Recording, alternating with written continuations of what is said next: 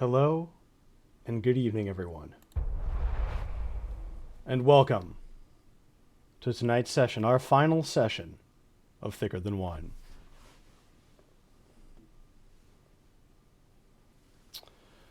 All right. Damn, what a journey. Sad horns. Damn. Sad Horn's title. Gotta ruin everything forever. So, The only announcement for tonight is this is it. How's it going, Michael? Are you doing well? Are you doing well at your computer with 2 accounts open? It's our final session, Michael. Is it you? It's you, isn't it? You son of a bitch! I see that smile! I don't even know what's going on, but cool. Sure.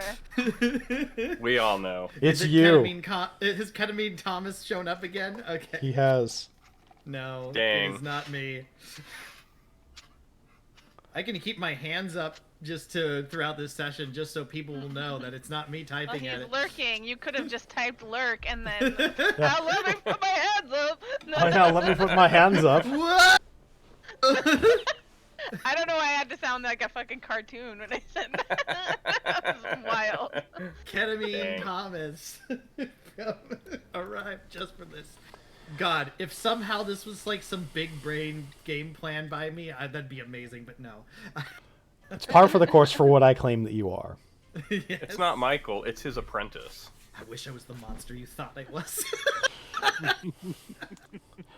All right, well, here we go. It'll be one last ride tonight. This is going to be a little more of an informal session. You know, we're just going to kind of wrap things up. This might go the normal length. It might be shorter. This could end up just being a short and sweet session, but I wanted to at least give us a chance to give a proper ending to these characters whom we've gotten to know and love over all these years. And tonight, this one time, I am going to break tradition.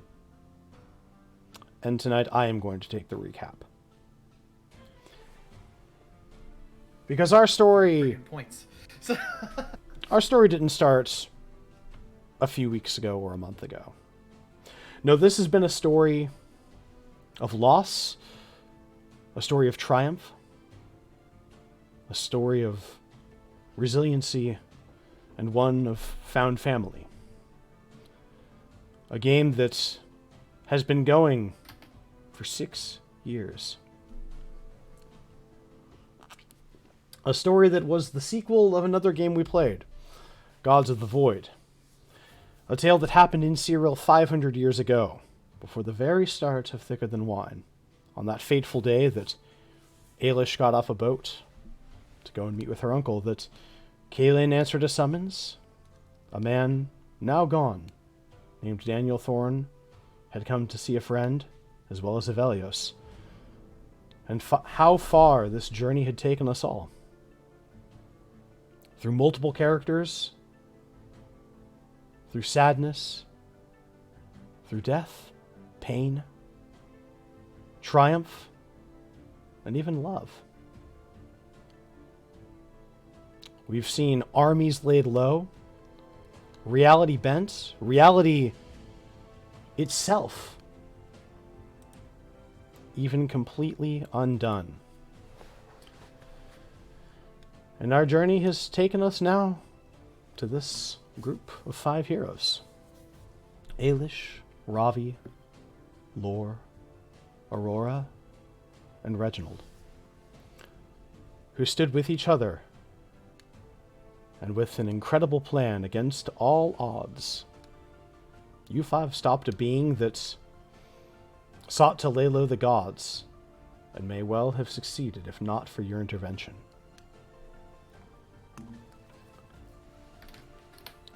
But in that fight, in that struggle, some of you being sent in to poison the souls claimed by the usurper, some of you fighting alongside the guards to protect others, some of you channeling a ritual. Everybody from our heroes to city guard to adventurers to the gods themselves fought. A collaborative victory. It was won. Truly all played their part. Because ours is a tale of heroes. Heroes come in all forms, but as our party has proven, perhaps the most defining factor of all is just doing the right thing even when nobody else will. Because in those moments you might inspire others too. And had it not been for everybody together, the usurper might not have been bested that day. After a titanic clash, ravaging the city of Dusant, battling through multiple planes of existence, you were brought to the true Abraxas, progenitor of gods and all things, or so the stories say. You were offered a choice: to go back to a time before the convergence and stop all of this from happening, or to return and to rebuild the world as it is. You all made your choice to continue on into tomorrow. Because that's the thing about life. Tragedies happen. Hardship can be a common thing. But it's those moments that give us strength, resolve, and on some level, bring beauty to the experience. And so it was that right after that moment, stepping through a door, the soft glow of the chamber of Abraxas closing behind you, as the door fully shuts and disappears, no trace, as though having stepped out of a mere space, you are once again in the courtyard,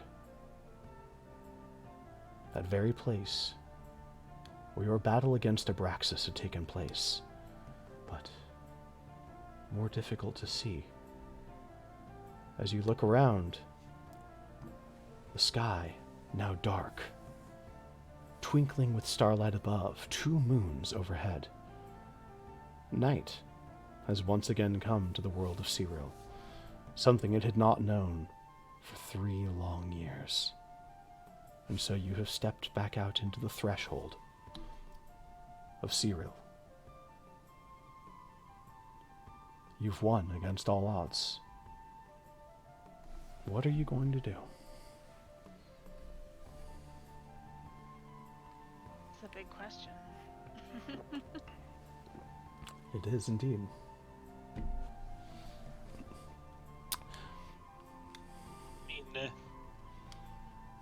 Long rest, because at the very least, I'm still sitting on 17 hit points right now.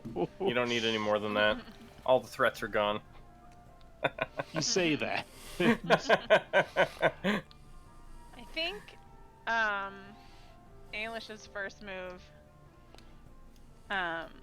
she would probably hug Ravi first, and then gesture for everyone to get in on it if they so choose.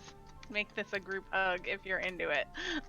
Ravi just starts reaching out and grabbing people. Like, right over here. Fine, you're only getting this once. Once is enough. Yeah, this is the kind of make an exception Yeah. type of scenario. My bones!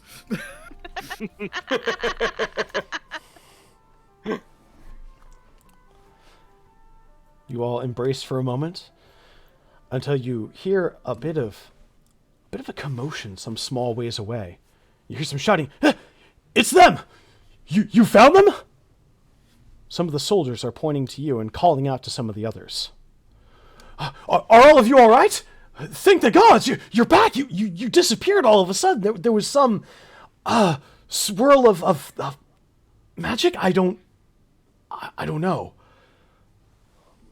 How long were we gone this time? I don't reckon it was very long. Everything had you all had disappeared in moments, I think perhaps a few hours.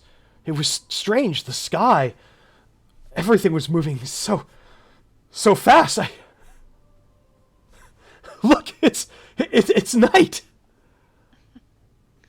My God, So it's it night. is. It is indeed. Has always had 2 moons. No. No. No. Not. That's what I thought. Haven't? Wait, have we? No, you had not. Oh. No, we've only had one. Ravi kind of looks around at that after she mentions, just to see if anything else has changed or if everything stayed the same. I call dibs on naming the moon after me. Yes. This our is no new canon. moon lore. As far as anything in the immediate sight of the city in the sky, nothing catches your eye immediately that is different necessarily. Well, I wonder if it's gonna stay this way, but it's actually not so bad. She kind of looks around some more. Well, I hopefully think I it can get doesn't. used to this. Well, hopefully it doesn't stay night forever, because we've got 3 years of sunlight. That's bad. 3 years of darkness, not good. But Yes, I agree. we're floundering a bit. We haven't had much need of lanterns for some time. Oh, yeah, I bet everyone's probably stumbling around, running into each other in the dark. But please, come this way. And he holds a lantern aloft and says, I'll take you, get you to some of the healers. I imagine you need some rest after that. And he begins to guide you along, but then slows for a moment, turning back towards all of you, and it's almost a pause for a moment as he says, so, it's really over then? You all defeated that thing? We did. All of us. Together. You helped, I'm sure. No. No. Nothing for my part. this was not an effort that 5 individuals could have been able to handle on their own. This was the effort between mortals and gods. If you left your home today after waking up, and you left your home armed and ready to fight for this world, then you helped. She's right. Don't ever deny yourself that claim. I suppose I did.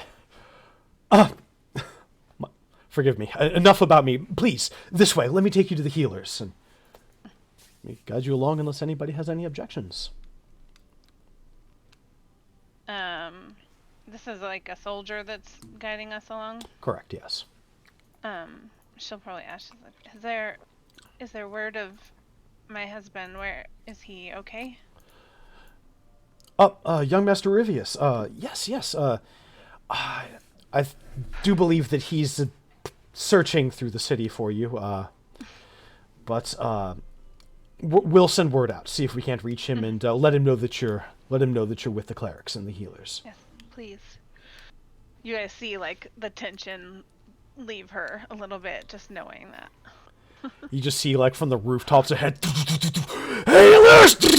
Jumps off, Superman pose, concrete shattering. Excellent. Suddenly he has Spider-Man powers. Yes. Right. Next to him, so Truly. a shadow does a backflip and lands, and there's the sound of clapping as the 2 perfect ass cheeks just suddenly rise. Dorian, he's here too. Great. Great. Well, we did want to grant closure to this, and what better way to grant closure than opening up a couple of hams? Right? Opening hams and slapping cheeks.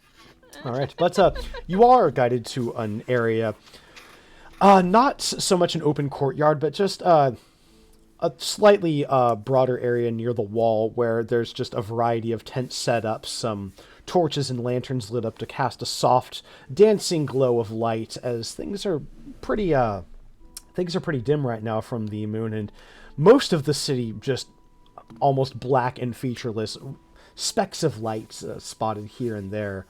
But you can see that there's many clerics tending to some soldiers, some people there, and you're guided over to where there's a few clerics tending to some wounds on Krail, who's kind of trying to brush them off a little at the moment. No, I am fine. Baylor will heal it when he is ready. Ah, my friends. You made it! Yes, and he looks down to just his arm kind of bandaged up in a sling.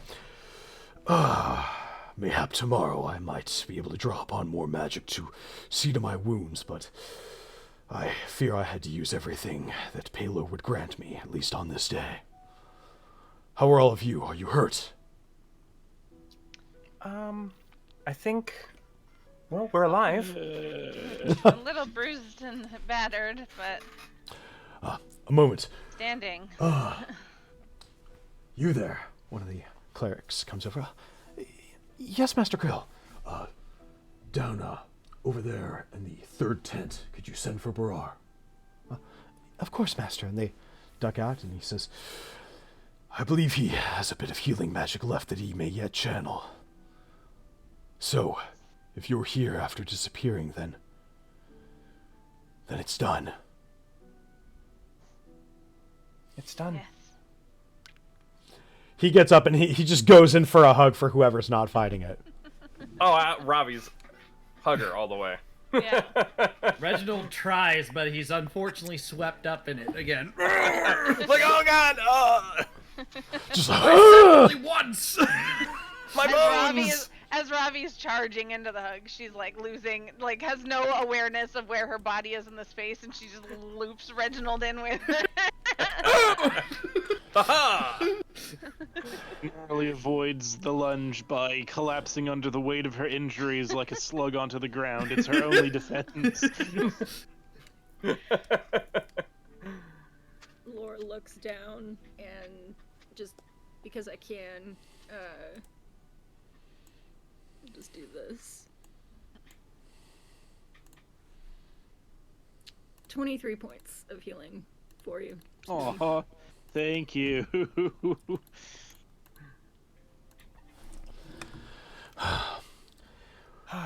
the plan worked.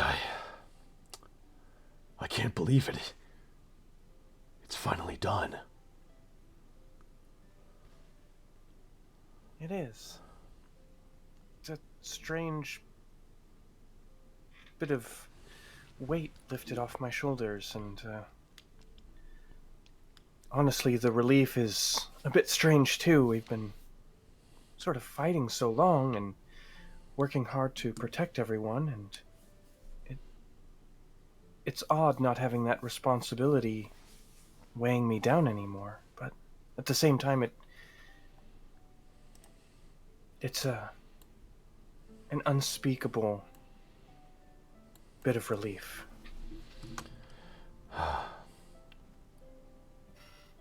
Now is the time that we can rest. Take what reprieve life will give us, at least for a time. With the usurper gone, He leans back for a moment, sitting back down. now we can try to pick up the pieces and find ourselves in this changed world. I gather, since you still feel a connection to Lord Paylor, that we were able to end this usurper before he had fallen. Indeed. The Father of Light. He continues to watch over us, but I fear that, in spite of our efforts, in those battles above, Elysium raged, some of the gods were laid low. But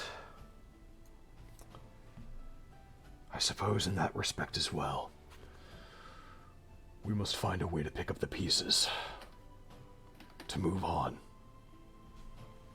Hello, Raiders. It must be a horrible feeling for the followers of them, those that have fallen. I will not lie. I can only imagine it being such an unsettling thing, but alas, what is done cannot be undone. We simply have to find a way to move forward. We'll have to... I don't know. I think it will be important to still hold honor and respect for the fallen gods. After all, this usurper came about because his goddess fell and was forgotten. Yes. Your We words just bear forget, truth. then we're only planting seeds for the next usurper to grow. That is wise. I will see if in my prayers to Pelor I might learn who fell, that they may still be honored for their own struggles.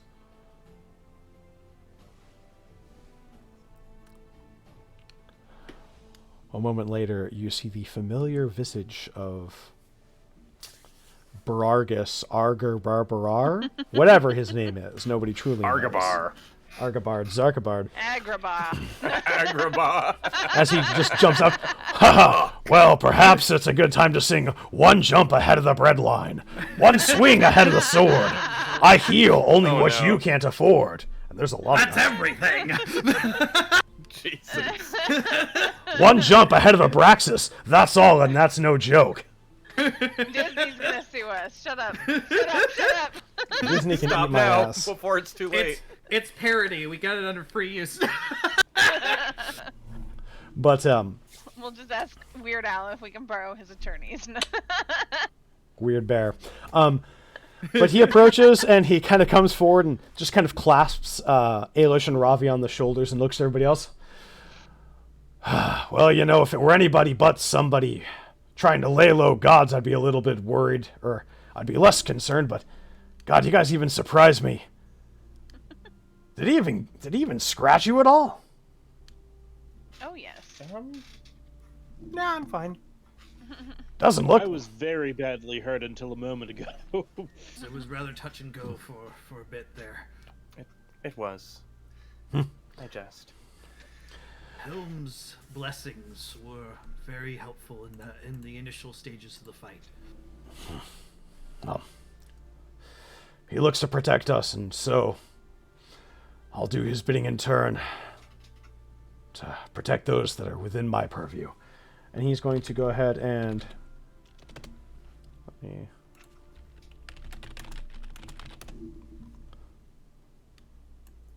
just a second here, because I think he actually can cast this. No, never mind. Oh my God, that can't be He's going to dawning heal already. another 34 to Spooky. Yay. Is anybody else looking a little bit rough around the edges? I think I must have hit the long rest button at the end of the last session. Whoops. That's okay.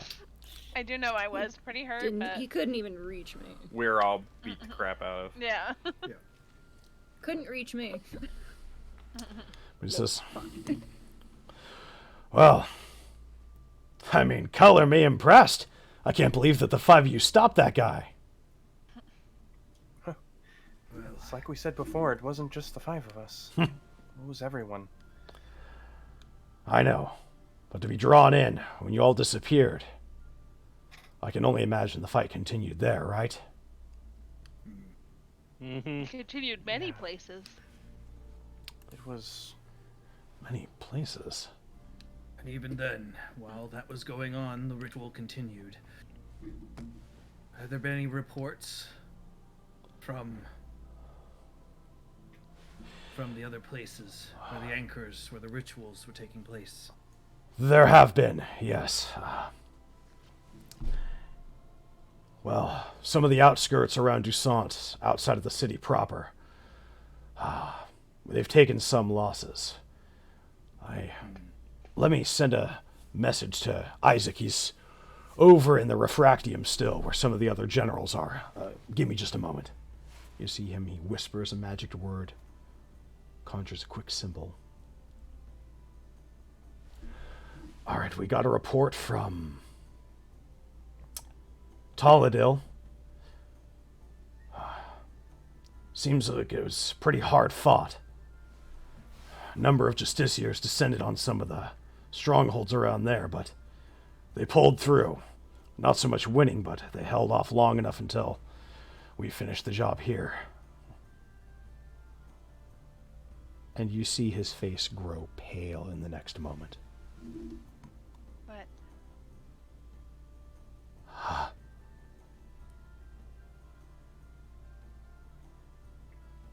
There were more reports from up north. In my hub in Niftalia.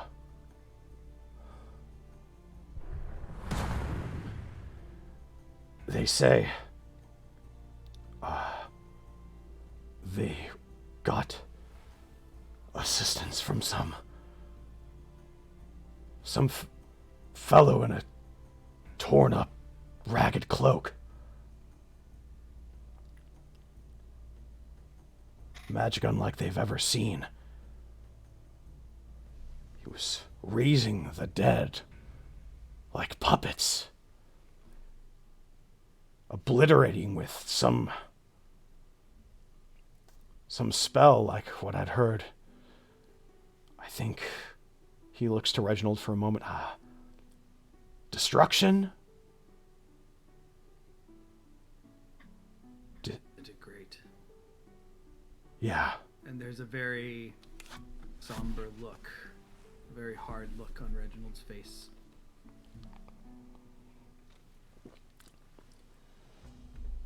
They say he was ripping hearts with the flick of a wrist, destroying the souls inside of the swords from the justiciars, laying them low, and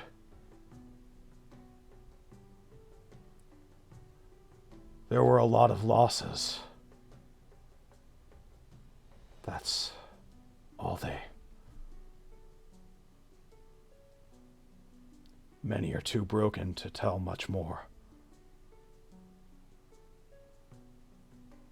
You see his shoulders slump just a bit.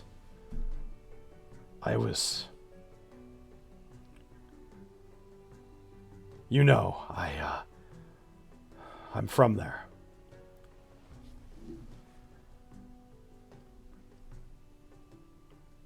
It's not the first time that Niftalia has seen undead soldiers. Sometimes in a war, the battle clerics. Sometimes you just can't reach them in time. But you have to maintain your ranks somehow.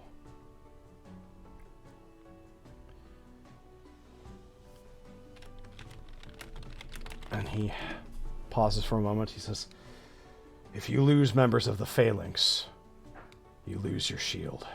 And they would just raise the dead, have them keep the shield in place.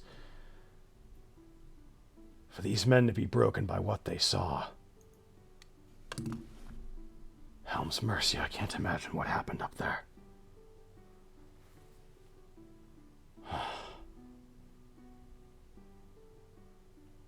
Reginald sorry. sits down. He looks older than he has in a long time. The only time anyone had seen him look that old was after Aurora was saved. There's a knowing look from Aurora, but she will say nothing, only put a comforting hand on Reginald's shoulder.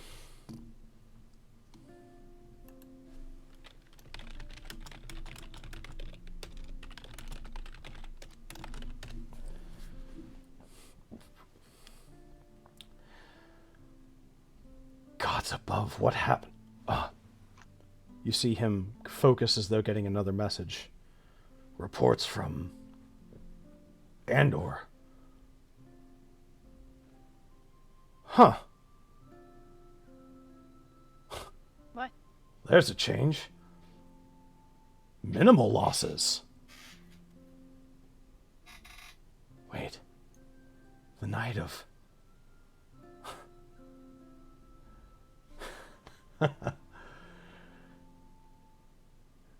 There's a...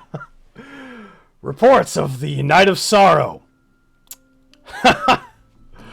Oh, well, Bria's gonna lose her mind when she hears that. He lives. I suppose so. How did he get to Andor of all places? Well, we'll have to ask him that if we ever see him again.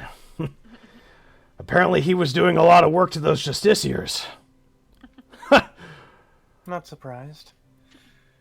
Allegedly taking out what people described as almost an army of them.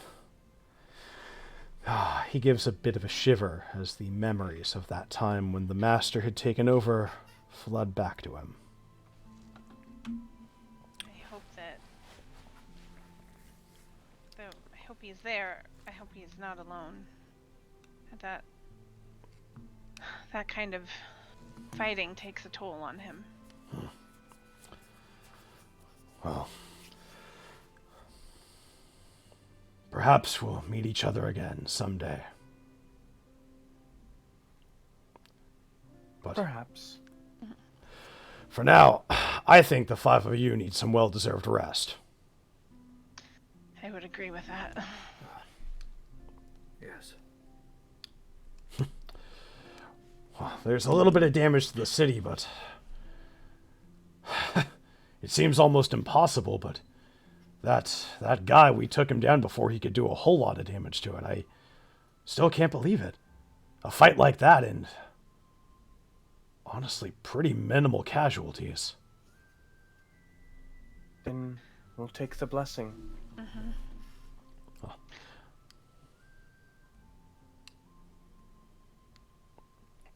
Well, Take what we can. he... For those that fall in Niftalia.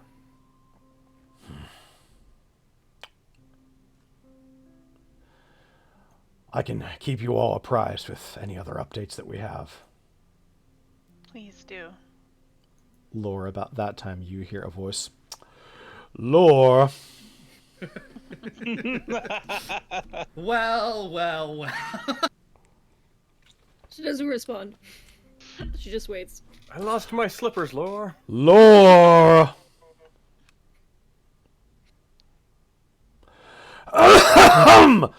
Lore!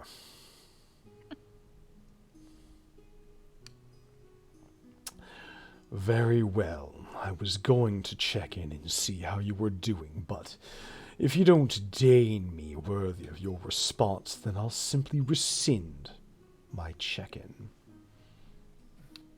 After all, I was just wondering what would happen if I died. Myself in tonight. What was that, Lore? Sorry. Just wondering what would happen if I died. And you would just keep saying my name over and over again. Well, fortunately for you, Lore, you happen to have the world's most amazing master, gracious and handsome. Master? Patron, whatever term you deign to use. You sure about that? I'm sure about everything that I say, Lore. And what's your favorite color?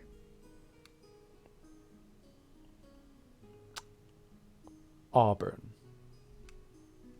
That took you a really long response. Also, that's a hair color, not like a color color. I have colored pencils that say it, Lore, so it's a color. And I'm insulted you forgot it was a gift from you. Yeah, that's what I just thought. Yeah. So, how I did you even do? made a picture for you, not that you care. I'm Oh, keeping you it drew me a now. picture? No, it's mine now. I claimed it because you Aw. didn't respond. Well, I guess I'll just cherish the thought of it then. Well, on the subject of thoughts that you can cherish, Lore, you'll be happy to know that the Oak Circle was able to protect the people of Amberwatch. Good. I What's the also... Oak Circle?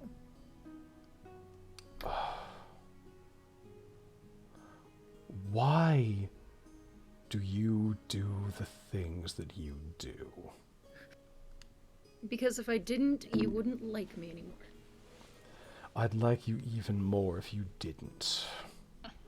I suppose. But Well, I'm glad that you are safe. I also wanted to assure you that it took a bit of convincing, but I also was able to ensure the safety of the folks from Fenmire as well. Fenmire. Yeah, good. Glad. Oh, yeah. No, you may not. I don't care. Fine. Hey, Aurora, how spooky, man. You almost died because you weren't there. I hope Spooky's okay, man. Now you've made the donkey sad, Lore. I hope you're happy She'll be with fine yourself. in the morning. Well, I'm sure she'll be fine as soon as I console her, 'cause she's a good donkey. One that I might again point out you made sad. I was referring to Spooky, that she'll be fine in the morning, but okay. Well, I'm rather busy right now, feeding carrots to the donkey, Lore, so I must bid you goodbye. So you're still sure you have no idea where you are? I'm right here, Lore. I've always known. I mean, where, Amberwatch ended up. You're the expert on planes, Lore. You'll find us. I guess. Oh, if and you really Lore. want me to. Nice work in defeating this usurper being. Why, thank you, my lord. I appreciate it. It didn't even scratch me. Well, you have certainly earned my respect.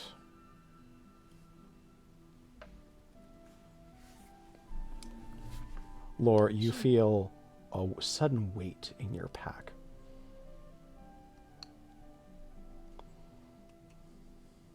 She fully freezes and then just kind of like slowly turns, looks at her pack, and then opens it. There's a small statuette of Alder, kind of smiling as though posing for somebody, and at the bottom of it is carved the singular word respect. This is going on the shelf. Thank you. You're welcome. And she just quietly pulls it out of the bag and holds it over so that Ailish can see it. Where did it come from? Ooh.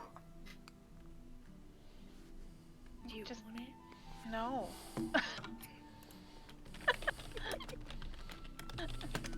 It might protect When- the manor, I don't know. When did you get that? It just appeared. Yeah, definitely no, then. I'm not taking anything from Archfey that doesn't belong to me and wasn't intended for me. That's a big no. I'm fairly certain we've all earned his respect. You all feel your packs grow heavier.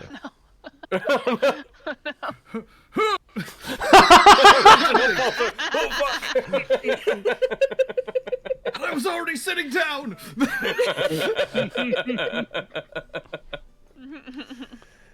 You all have smaller statuettes that say respect. Okay, I'll take that. That's fine. More like figurines. They're only this big. They're Funko Pops. No. Funko Pop. We don't do that Yeah. here. Just older Funko Pops. The same Yeah. effect. Oh, Little They're body, easily- big head. No. They're easily affordable, and you can put them on your shelves. The cool thing is, I think you can customize your own Funko Pop now, so someone could make an Yep. older Funko Pop if they really wanted to. Honestly, Oh my God. it would be resemblant of how he really is, small body, big head. So you know. Okay, he's a long boy, first of all. I'm just They're Not picturing compared to his Lore ego. gets like the actual fancy metal statue, and then everyone else got Funko Pops. Yeah. Meanwhile, Yeah. in the Summerlands, or what remains of it, the Queen of Moths is presented with a statue of Alder and just holds it up. This is a ridiculous gift. First offense.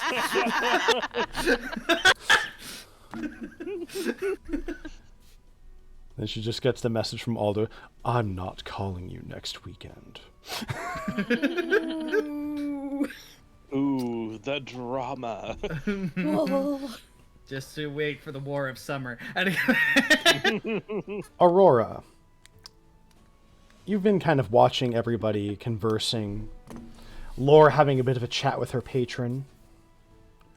As you stand there, the day is won. And yet, in spite of it all, here you are in Zero.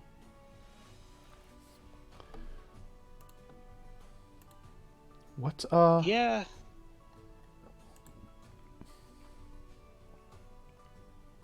It's, I would say, bittersweet, but there's nothing more to be bitter about. They succeeded against all odds. The usurper was defeated. She got her revenge. What's done is done. So right now she's trying to just focus on the present. Not the elder bobblehead, but the here and now. Excellent. As you guys get a bit of rest, you're approached by a sprinting Daltil, who just, panting heavily, just, Ailish, thank the gods you're all right. Oh yeah, big embrace, big smooch. Just picks you up and twirls you around, bringing you into a very impassioned kiss. And he turns to all of you after lingering mildly what would mildly be uncomfortably long, but they're newlyweds, so. But he looks to all of you, just this big smile on his face, a look of relief. He says, "You're all here. Thank goodness. That fight, there were moments I didn't think I'd make it out." We're glad to see you too, Telltale. I am glad that you made it. Now, may I have my jar back, please? Oh, yes. He reaches into his pack and produces the jar quickly and trying to discreetly, but not particularly accomplishing so, hand it back over to Lore. And hello, Raiders. Goodness gracious. Thank you so much for coming in and sharing your community. Yeah. That's a big group. Hey, big ol' raid. Hot Hooray. damn. Thank you so much. You guys are joining us at a very auspicious time for this raid and the previous one as well. This is the final session. This is the epilogue of our 6-year game Thicker Than Wine. So come in and enjoy. And watch these amazing players do what they do best. And thank you again for coming by. Drop a follow if you'd like to be part of the community. Thank you very much. But my apologies. Please continue, Lore. She'll take the jar back, kind of look it over, smile at him, put it in her bag, and just be like, I made the right choice when I chose you to hang on to my life for me. Well, I try not to let people hang on to... Never mind. Your life is in a jar? Don't ask. You're right. And she kind of like holds it up, shakes it. The paper inside. Although I suppose that No, we'll go with my life. Yeah, no. That sounds about right.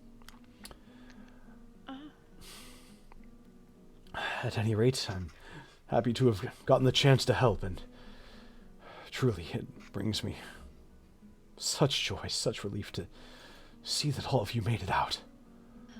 When you disappeared, he pulls Ailish in a little tighter.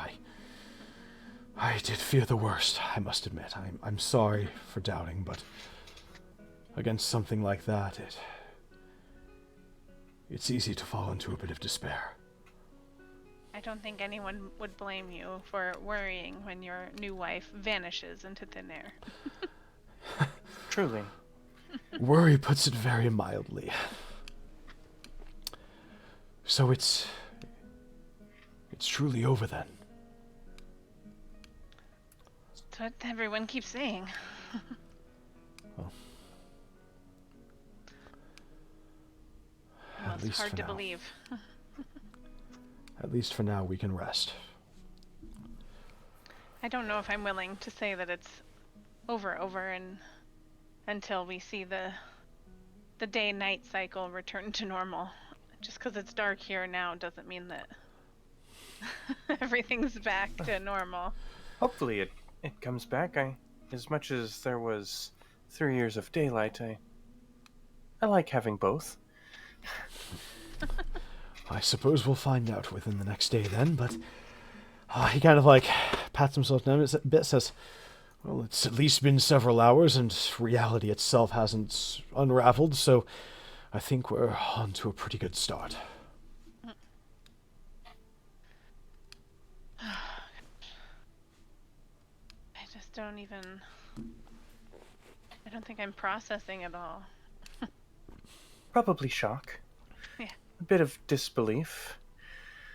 She kind of nods to herself. Yeah, that's definitely what it is.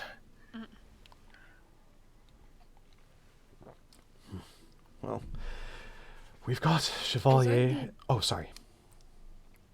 Was I the only one confident we'd be fine? Probably. I think you might have been. Yeah, that sounds about right. You did have the added bonus of your spirit getting to stay inside your body the whole time. That's true. I But was I a was little confident bit that you nervous would not on that fail. part. Could we not You do have a that strong again? spirit. You would not have failed. I think for a first time, you were a natural. I'd very much prefer my wife's soul to stay in her body. Yes, I think I feel the same about the matter. Hopefully, there's never a need for me to do it again. Yeah. How was it, though? It was really strange. When I got there, it was like a tower, but it was surrounded by cells of, like, prison cells of all the souls that had been captured. And they Not were sure all why. dark. And the more I talked to them and I spoke out against the usurper and encouraged them all to keep their faith, they lit up one by one. Sounds amazing. Kind of was. Despite the, other than the whole scary end of the world aspect of it all, it was kind of amazing getting to reach out to all those people who could have been trapped there for eternity if I hadn't. You did something truly amazing. I just hope I brought some of them some peace. A little bit of hope goes a long way. I'm sure they all felt it. Yeah.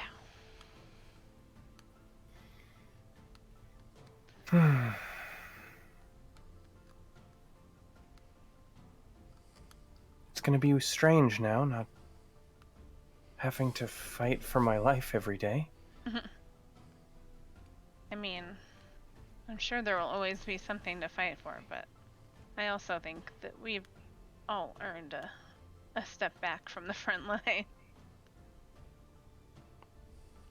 If anything, I might request it.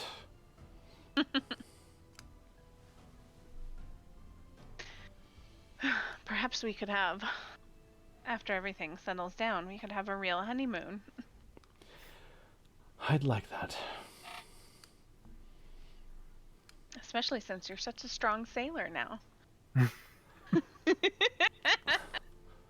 I like to think that I know my way around a boat now. Assuming that things aren't going to change, if there are those of us who haven't traveled, I think it'll be interesting to see what things are like now. We have the time for it. Yeah. Maybe there's those out there who are stuck here like some others who may need assistance getting accustomed to things. I think even the people who have been here their whole lives might need assistance getting accustomed to things. That is true. It'll be like starting all over again. And hopefully we can do things better this time. I hope so.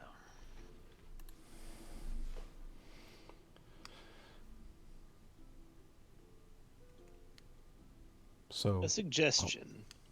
Mm-hmm. Your guild, it primarily does mercenary work, right? Yeah, occasionally.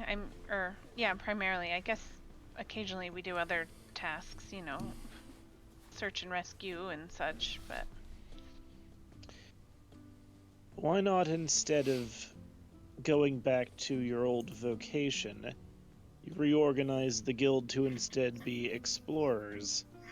After all of the worlds are connected now. There's a lot of people who are displaced. Perhaps the wealth of the humble can start mapping the trails to where these roads could lead. I think that's a wonderful idea. I like that.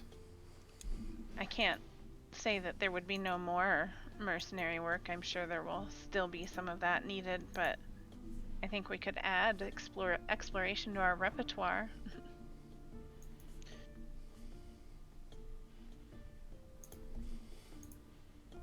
I think that would be good. That's like you said, everyone's going to have to get used to things being different, and we're going to need to know what's changed.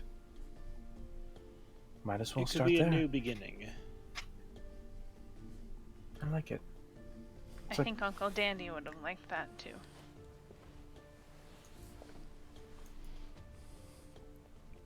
I have a pretty thorough book of notes on some of the different planes and cultures, so you can take it with you, make copies, so you don't accidentally offend somebody from somewhere else.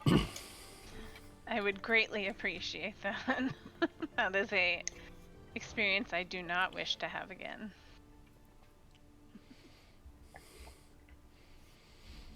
The ghost of a third offense looming over. Oh no. For real. For real. It's like, well, today we're going to go to the Nine Hells, but the choice was that or the Feywild. Yeah, Yes. I know. I know. Things are a little more straightforward down there. A little more cut and dry. It's real. It's the Sahara At least down I there. know why I'm Title? getting fucked with. Yeah.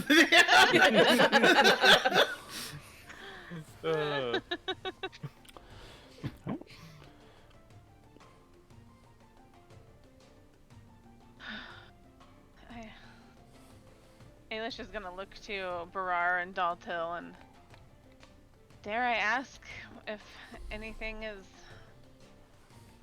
horrible has happened to the guild hall? You know, I haven't actually been back there yet. So, you see him wince a bit. There was that big... Oh, man. And you see Dalto also kind of looks back, wincing a bit. Yes, there was the matter of that large magical sword that cut through parts of the city. I guess we'll all see it together. Perhaps so. Are you just saying perhaps as many times as you can? Why, yes, I am. Perhaps.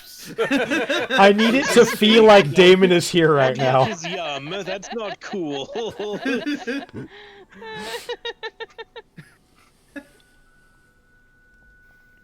Pursuth. Jesus Christ. All right, so was there anything anybody wanted to do, or were you going to head back to the guild hall to check it out? So what were you guys feeling? You all go on ahead. I'll be along shortly.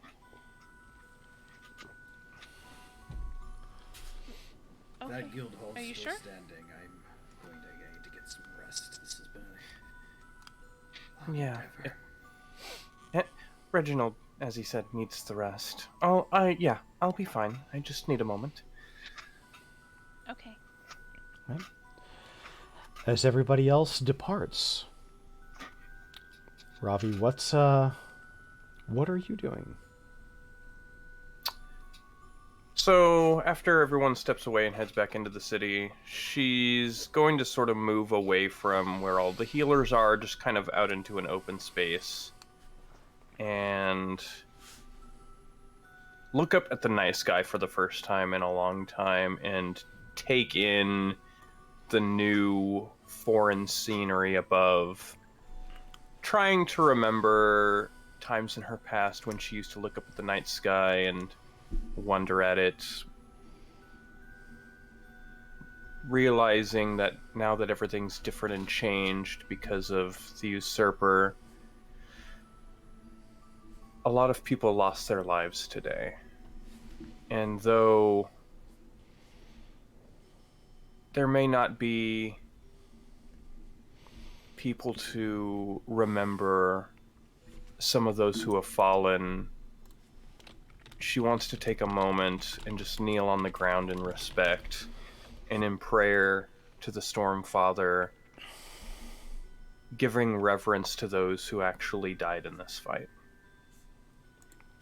She closes her eyes and just kind of silences everything around her as she kind of extends her consciousness upwards.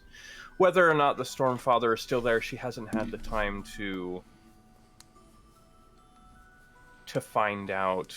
She thought maybe perhaps that if he did fall, there may have been some immediate knowledge, like the breaking of a thread, or a pain in her chest, or an ache in her head. She's not sure, but she's hoping wishfully that he is, as she just sort of lets her mind wander, thinking about the countless faces that will no longer play a role in the future of Dusant, and giving them that respect. Glancing up to the night sky, you of course see the moon that you've always known, but there's that second one, a very light, almost pink hue, casting a soft light. Oh, lore? Yes. The stars dotting the inky black sky, many of them unrecognizable, but here and there you find constellations you recognize. The Champions, Castor, the Blades, but so many other formations that you just don't know. So much changed, and as you continue tracing along, you see some clouds. That's about the time that you begin focusing in, reminded of the Stormfather, and you find yourself, your very thoughts, gently scooped up. And you see yourself atop the cloud coverage above. A large being, cloak and armor, bearing a spear, but a form made up entirely of clouds stands before you some ways away, and you know without a thought of whom you look upon.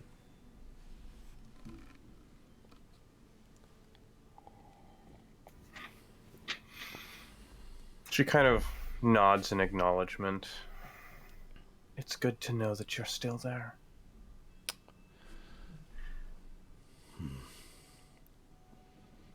It nods in acknowledgement, but says nothing. I know for a while now that I haven't needed your guidance, that you let me go to find my own way. And it was difficult at first, but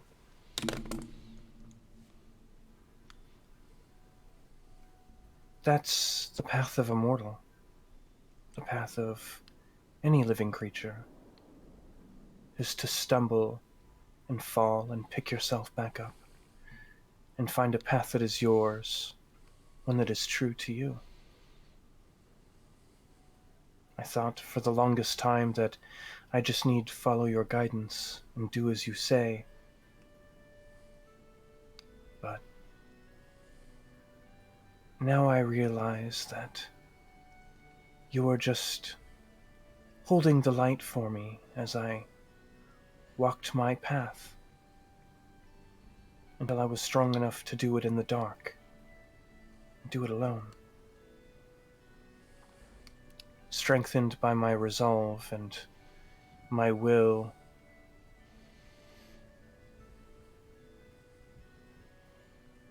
And in the end, I come back to you, knowing that I've fulfilled my oath, and I will continue to do so until my dying breath.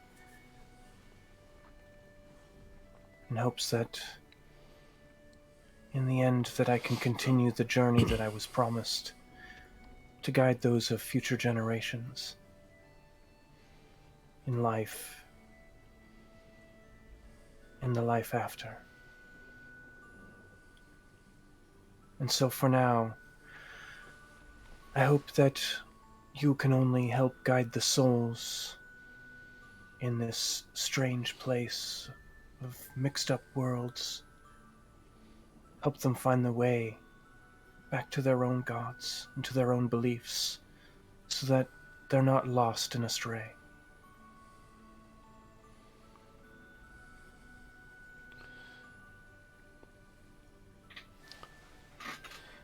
The large being nods for a moment at that, wordless again, but feelings pass through you.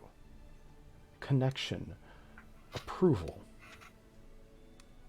You see a glimpse of Elysium, burned, razed, charred. But from death and from fire regrowing. You see gates opening and beckoning to you in a time not yet come to pass. And as you come back to the present, with a wave of a hand the clouds part, and he points the spear back down to the world below.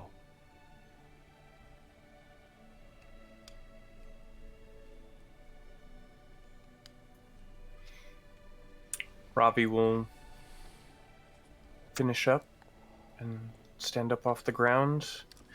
I'm afraid you cannot do that, as you are now dead. Sweet. Excellent. Good. Much appreciated. I'm kidding. Go for it. Good Sorry. game. Good game. Couldn't resist. R.I.P. Yeah. It was good knowing you. No, she'll Fives just... in the chat. Yeah. Excellent. Rip. But yeah, she'll just get up and take a deep breath and head back into the city. The rest of you, proceeding through the long cobblestone streets of Dusant. It's a bit difficult for those without dark vision, as there are a few lanterns to pierce the long shadows cast by the buildings and walls. But ere long you come upon the guild hall. The The building itself, it has taken a hit. Some of the roof is damaged in some places. There's a little bit of cracks and breakage along the walls, but still standing. It'll take some repair work, but can easily be done. One could say that the building's still standing, better than it ever did.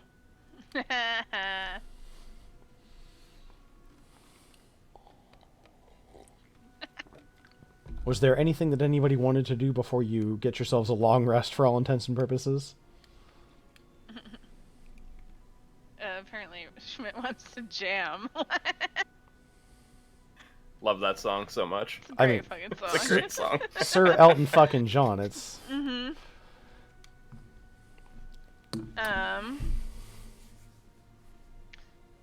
Yeah, I just... Oof.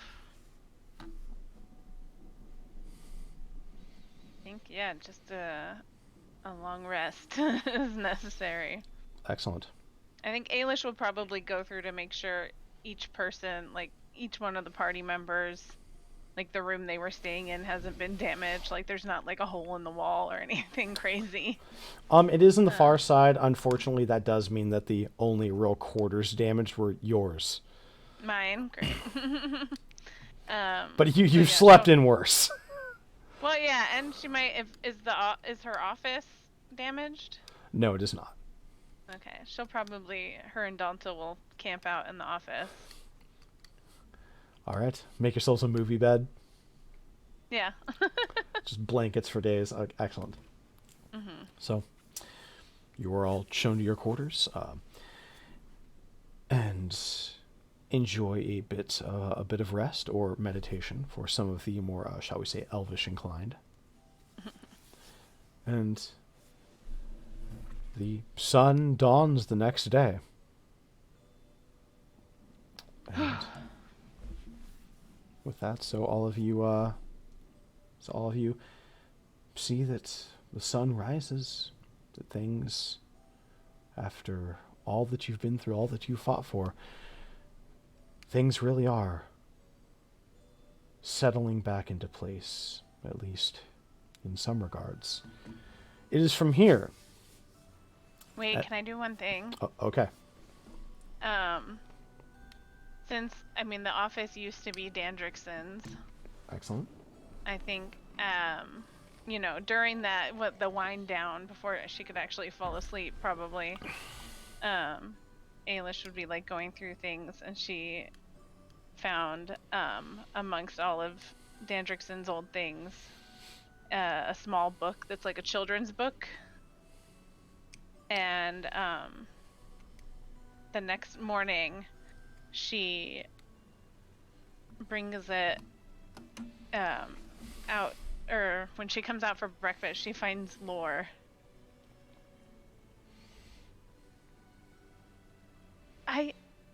This is an odd question. I found this storybook among my uncle's old things, and can I just show, and she'll point to, like, it's like a collection of short stories, like fairy tales from the Gales, and she flips to a page, and it's a story that's titled The Autumn Prince and the Planewalker. And she's kind of looks at, is this about you? She'll kind of like She'll pass it hold over her to you. hand. And she'll take a look at it and just kind of, you know, carefully like look at the story itself and what do you think? And she passes it back. Some of this Planewalker's jokes really feel like you. Maybe an Well. exaggerated version, but not too exaggerated. Well, like I've said, I've been here before. It was just a very long time ago. That's so funny. Kind of cute that it's in a children's story now, though. Oh yeah, they love to do that in the Gales. All of it. It's all cautionary tales. Good self-defense mechanisms. Mm-hmm. Yeah. don't go out in the woods alone. If you heard something, no, you didn't. That whole sort of thing. Don't trust random old ladies who are disturbingly kind to you. Mm-hmm.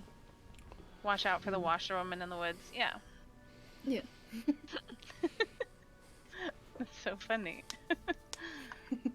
I met his hero. Oh. I didn't know that. I didn't either, but it's funny to know. This book looks so very old. sweet. He must have had this from when he was very little. I'll have to keep it for my children someday. Write your own versions of that particular story. Maybe I think leave I out- have plenty of my own cautionary tales to tell them. True. Very true. And she'll pause and go through her bag. Before I forget, I might as well just... And she picks out this massive book that's been bound and rebound with dog-eared pages and pieces sticking out, and pass it over. And those are my notes. You should be able to read most of them. There could be some in Elvish, I don't quite remember. None of it's in Sylvan, because if I did that, then it would go missing. Thank you. I'll make sure we get some people to work copying it right away so that we can give you back the original. And even if you don't, it's no skin off my teeth. Just the thought, you see her contemplating the thought of teeth with skin, and she looks a little horrified It's a for saying? a second. It's a saying from a different Okay. plane. It's not Okay. actually skin on teeth. Okay. Unless it's in the Feywild. Do you I mean, hear that's that? what she was Mortimer, are you afraid of. talking?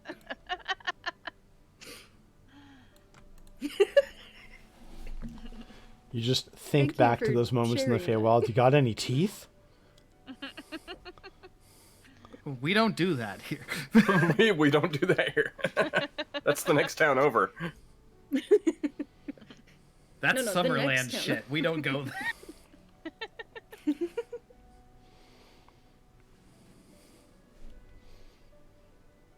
Thank you for sharing that with me. That's You're welcome. I didn't know that something like that existed. Very Although much. they- The fact that they have older being very nice confuses me. Yeah. Yeah, I think having met him, that was definitely... That's an interesting storytelling choice. Maybe they were just smitten. Could be. I've heard that many find him attractive. I don't see it, but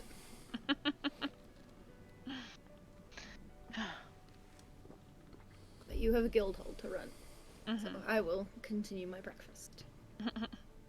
But thank you again. Yeah. Thank you for everything.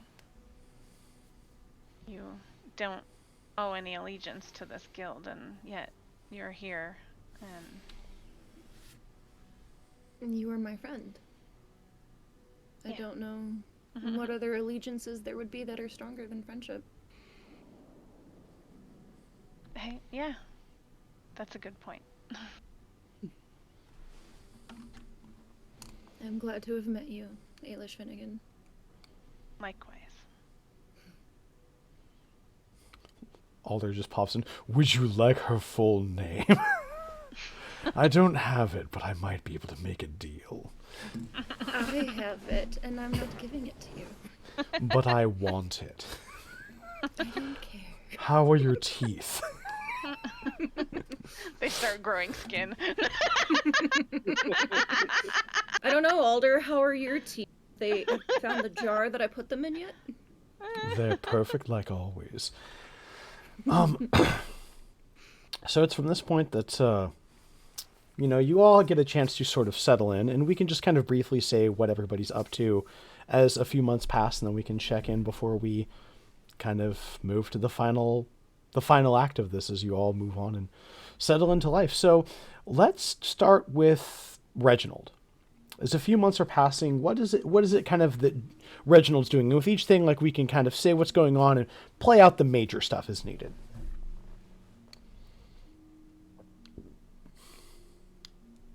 At first, it's really, for the first time, really actually, like, taking a moment to breathe. Taking a moment to just be present in the moment as everything's going on. There's logistics. Even in the university, there's things that have been requiring at least a little bit of his attention. Some people have been actually coming up to him and asking for his advice, and it's been a little off-putting.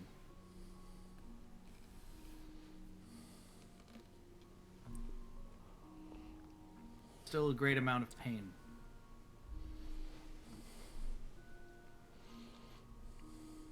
Even as the city has changed and so much has changed and opinions have changed, there's still his own wounds. Wounds that aren't going to be easy to heal. There's a point where he knows that he's going to have to leave. And besides, with what reports have been coming in, the world has been changed, shaped quite a bit by the plains.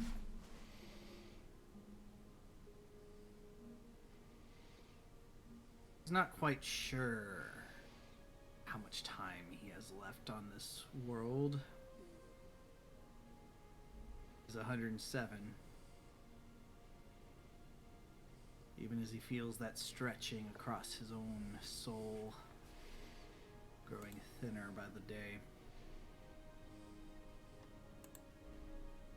There's still maybe enough time that he can go out. Maybe there's a way to reset things. Or maybe there's at least something he can do to get at least a better understanding of the world out there.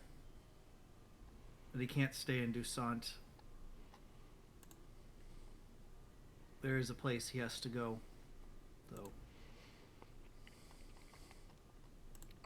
A place he hasn't been in over 60 years. One last time to pay some respects. Regardless of what condition it's in.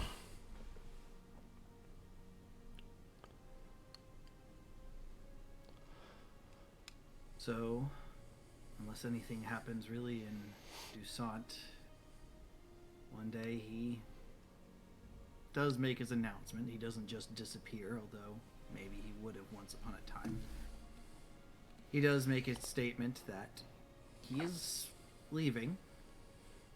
He's got everything all...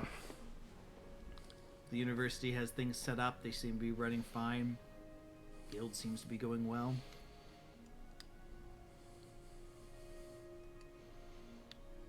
Kind of lies. He misses his hut. He misses the bath in there. That's true. He does miss the bath. But it's going to be a longer journey than that. But first, where once there was a town, where once there was a village and a wizard's tower,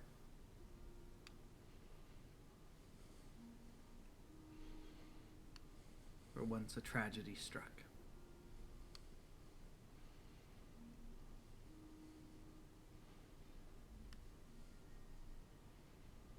Once a man called Reginald Crane lost everything.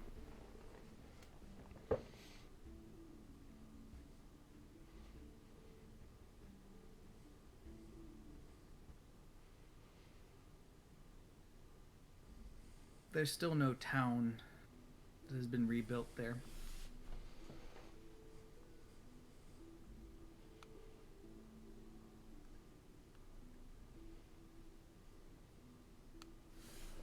$80 years is a long time since the initial tragedy.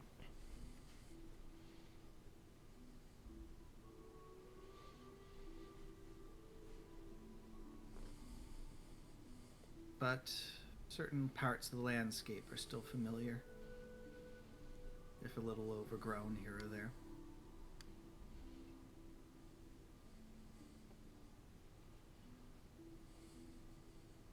So he finds his way to that one spot on the hill. One spot on the hill that she and him would climb up to look over the town, see the stars and the moon.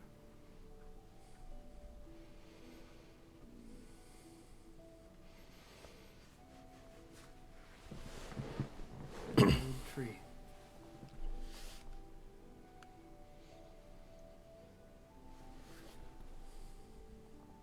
It leaned up against.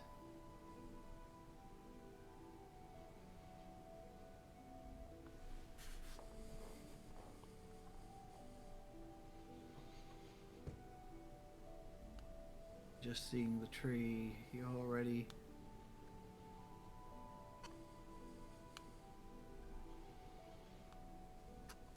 feels that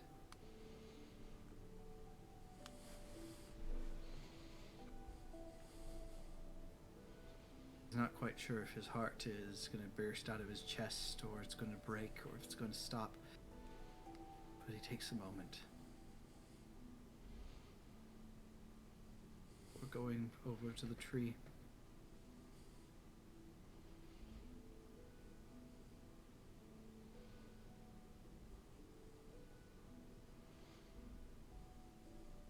Putting his hand on the bark and feeling its roughness under his fingers.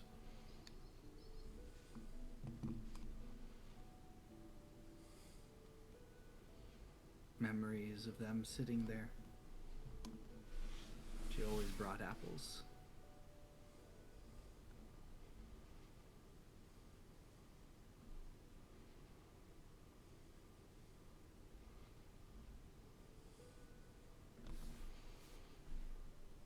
He looks at the tree, hoping, just hoping that there's something there. It's been so long he doesn't remember. Was he one of those sappy romantics where they carved a heart and their initials in?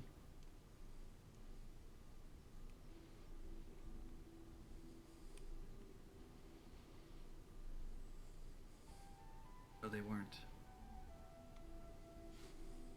Unmarred, only that it's grown bigger over 80 years.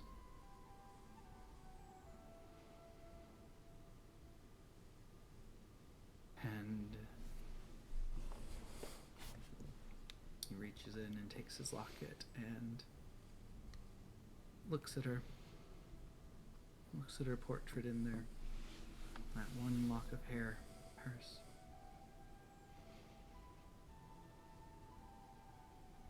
I had hoped there'd be something here.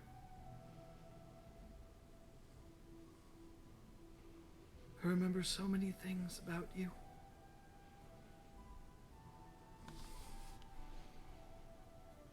I remember the way you smiled.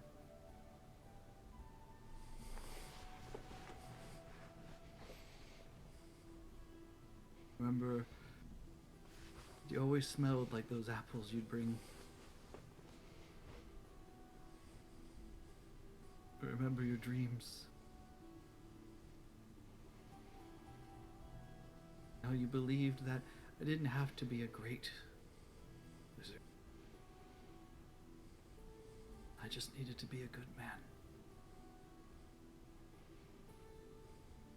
The little things.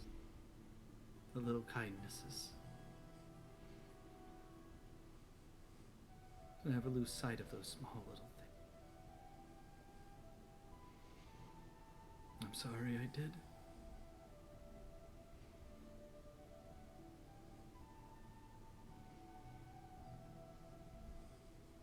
And I'm sorry that of all the wonderful things I remember about you,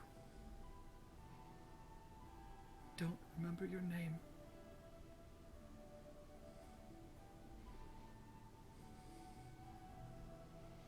From the moment I first opened my eyes and saw the other self staring across from me,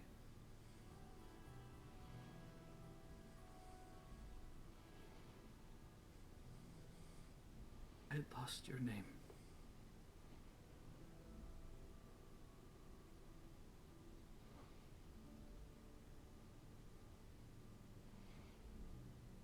I'm sorry, it took me 80 years to come here to say goodbye.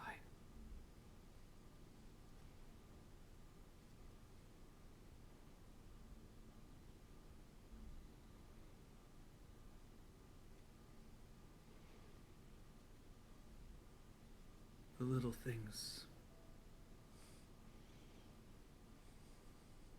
I've tried to remember the little things.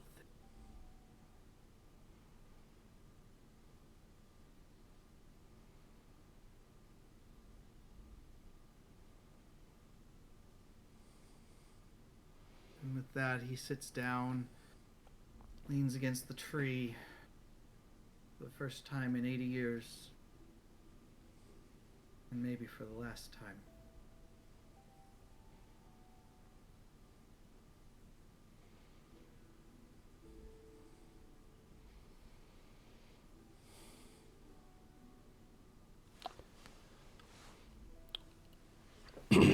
And so it is. Going back and revisiting memories, or what, at the very least, you can salvage. Painful as it may be, you pay that visit. 80 years in the making. Let us turn our attention to another chapter in this epilogue. Aurora, over the next few months as time passes, life resettles. What are you doing? I think Aurora is currently helping Ailish and the Guild with their new trajectory, as her interest in finding the way this new world connects to all of the others is of deep importance to her, if she is going to ever make her way back on her own terms, but also to potentially discover who else was stranded, or if there's some rhyme or reason to how they were distributed.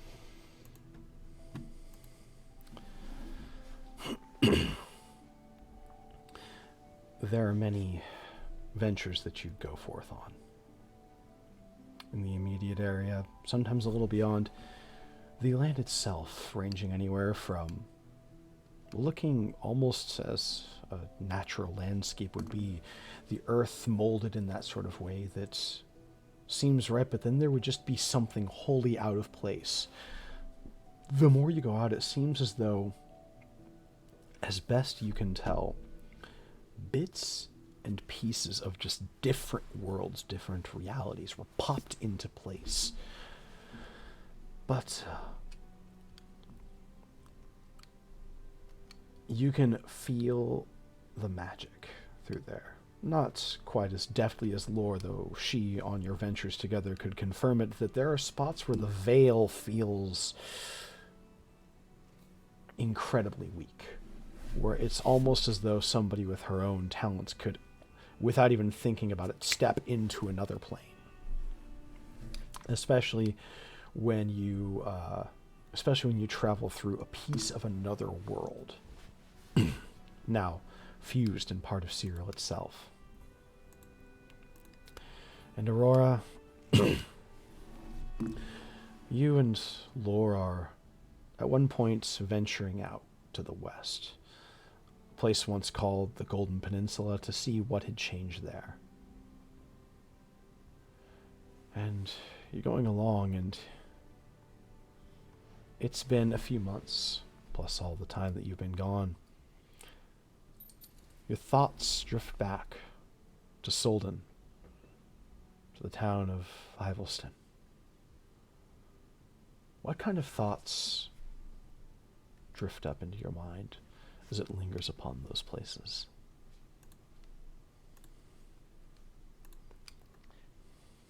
I think she remembers long afternoons studying at the college, her girlfriend beside her, and just all of the plans they would have made for when they graduated.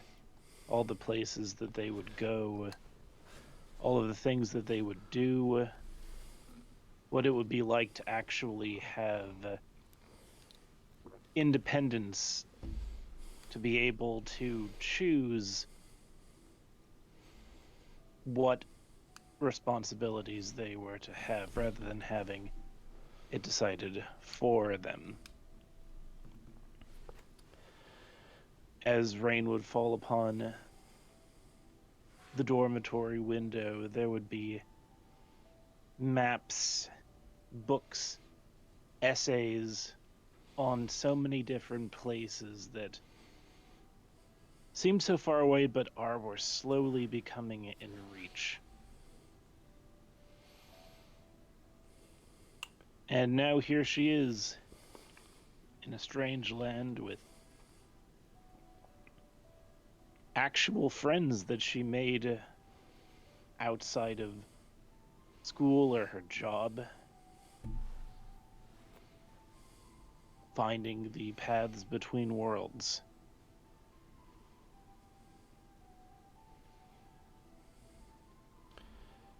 Those are the memories that she holds to as she continues to explore, continues to map the paths. With each tracing of a new path upon the maps you have, you can't help but flash back to those dormitories. The comfort of the warmth, the light, the sound of rain pattering steadily on the windows. The maps in there, the glee and the delight. Yeah. By all means, you've made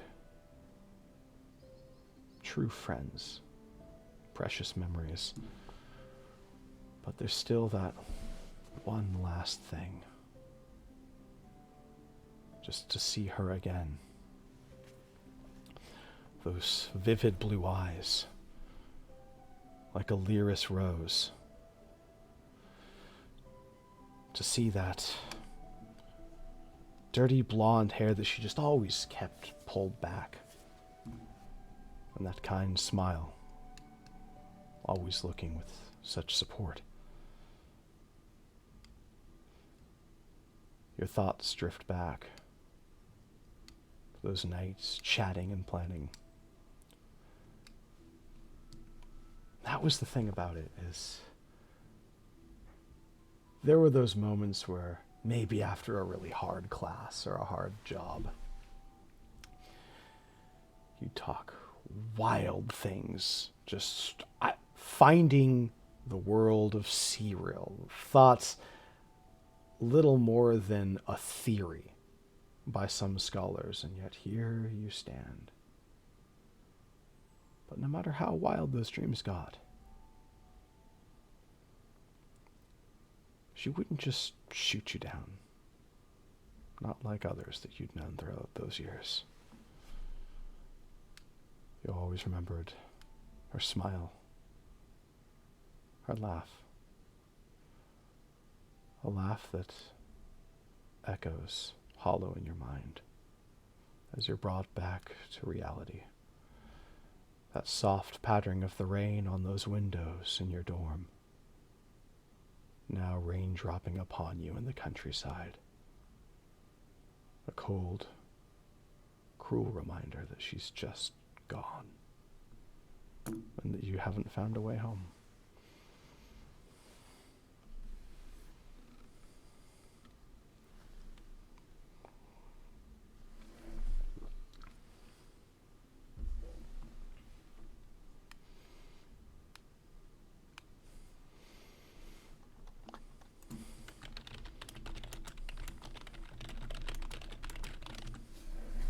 I mean, that's perfect punctuation for the ambiance, I'd say.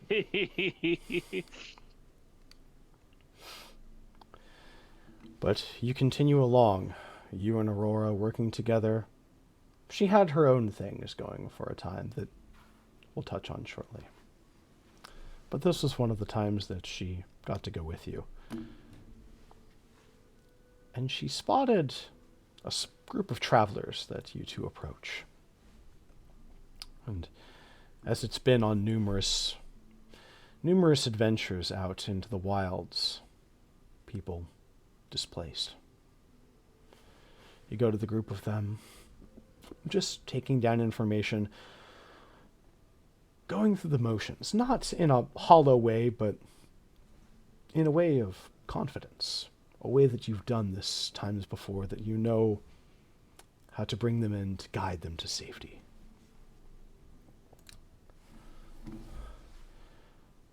And as you talk to all of them, you hear, Aurora?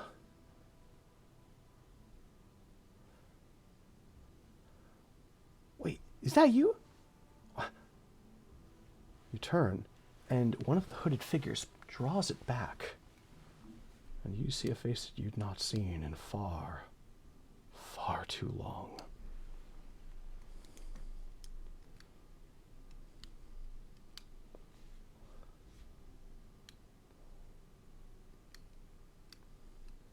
Well, assuming that the individual is Your mother. what I think you're indicating.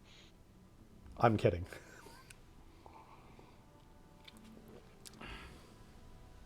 Wouldn't that have been a wild twist? But She pensively steps forward, almost doing a double take, as if trying to discern if what she sees is real before her.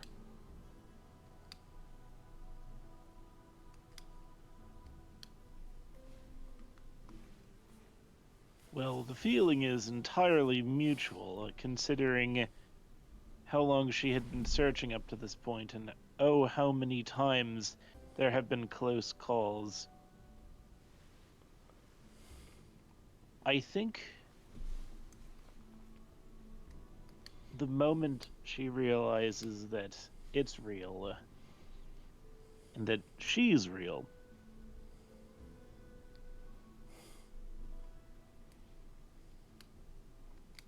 is when they touch hands, She's up. feeling that familiar warmth.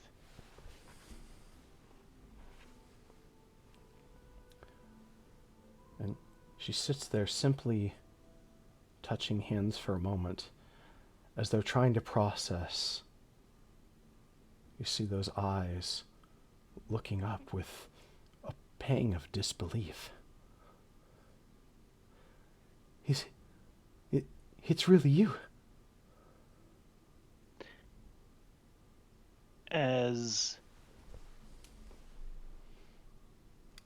all reason disappears from Aurora as she practically throws herself into an embrace around Sophia. And Sophia lifts you up, kind of twirling you around in this embrace, much stronger looking than she appears to be under those loose robes, giving her an almost lanky appearance, but she's actually, as you remember, quite strong, quite built. Just, She was the combat build of the two of us, yes. oh, Aurora! Oh, how I missed you! As Aurora's basically happy gross crying right now. She wants to say how she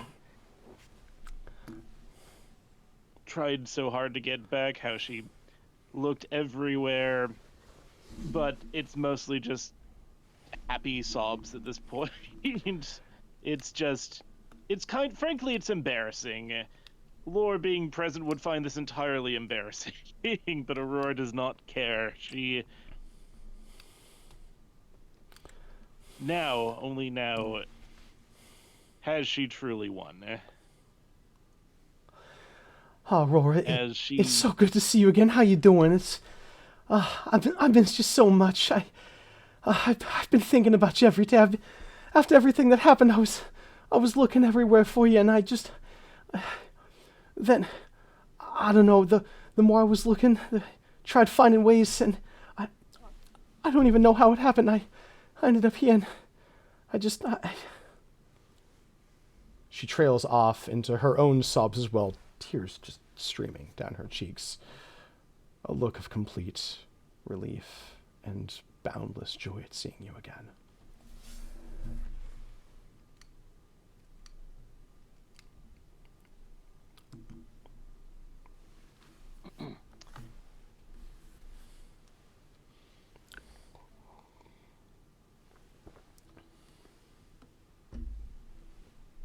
There was a giant gross water horse, and then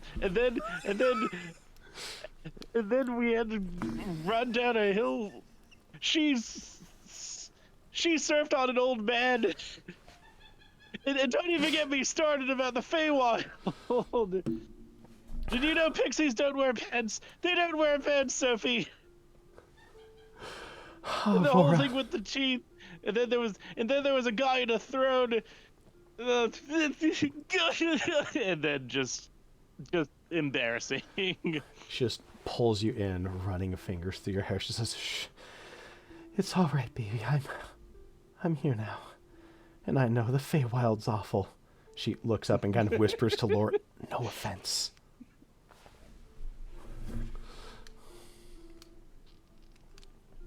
But hey, it's all right. I'm here now. You and me, right? And hey, she looks around. It's kind of like we were always planning, right? We made it here to Seareal.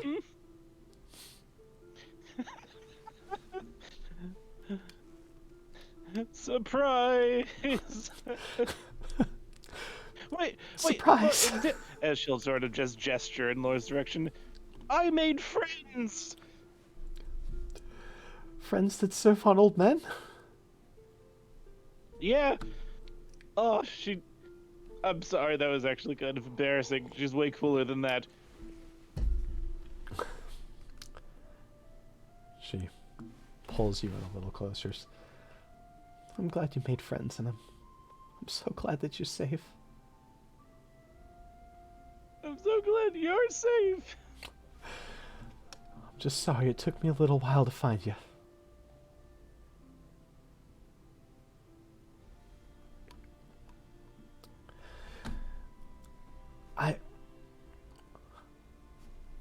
I don't know the way back. But I don't care. As long as we got each other, we're fine no matter where we go, and well, I'm sure we'll find a way back someday, and well, if we don't, we got each other.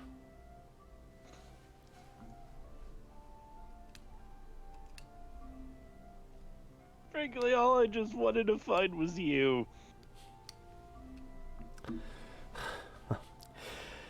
Well, you did.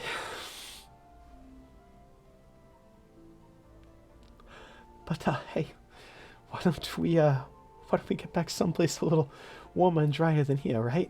Maybe I can meet some of those friends of yours. Mm-hmm. I think that is the perfect punctuation to move on, if you agree. Absolutely. Let's turn our attention over to Ailish Finnegan. So as the few months pass, what are you doing around the city and just kind of with your life?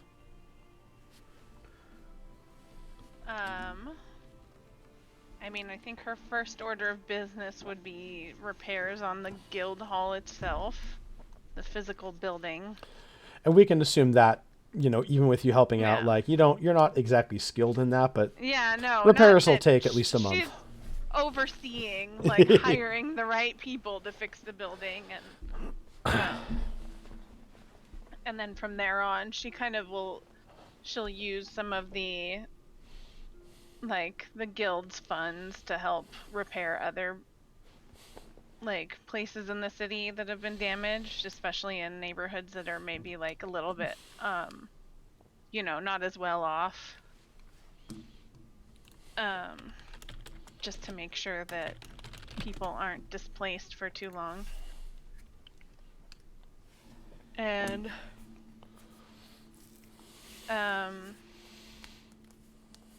then she'll meet with Aurora and discuss plans for the guild moving forward. And of course she'll bring Ravi in, and Benjen's alive, right? Nicholas?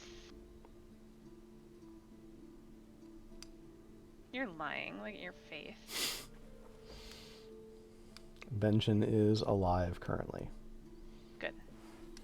So yeah, any plans for the guild, she brings him in on as well. Assuming he still wants to be in it. He might be wanting to retire, who knows. She would definitely tell him that he would be looking at a promotion to be even more of a managerial role. Actually, at that, as you approach Benjen about it, he says, "Well, boss, I wouldn't mind taking on a more promotional sort of role with this, but I've been thinking to myself, I might want to take a bit of a step back for a bit. Been wanting a vacation, like, I know the feeling. Yeah, been a pretty long few years, and I was thinking, might go back, visit Andor again. That's where I'm from, and I don't know, maybe. You see, he reaches into his pocket for something and withdraws his hand, and he's fumbling with something for a moment. I ain't been back there for some years, and I was thinking, might talk to the family of some of the boys and let them know what happened and all. Of course. But maybe when I get back we can talk about that promotion. Of course. Right, thanks, boss. Alright, so yeah, she'll be looking at how to move the guild forward and how to do help with, or like any help she can finding like places for people to stay who have been displaced from other realms and worlds and whatnot.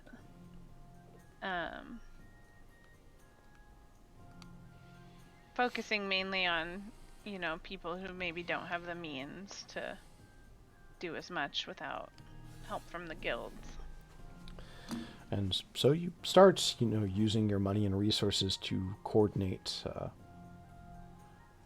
people getting housed, repairs around the city. It's kind of a busy and pretty intense few months for you. Ironically, after you save the world, you then immediately pick up a hammer and start repairing it. To the point where, at one point, Daltil pulls you aside and he just uncorks a bottle of wine and pouring you a glass near the end of one day. He says, "Seems like it's been a long couple of months for you, Guildmaster." Yeah. I know, I promised you a honeymoon, and we will go. I don't want to leave things in upheaval here. Oh, I know. I don't think I could get you away from here if I tried. And after our last sparring match, I don't think I could.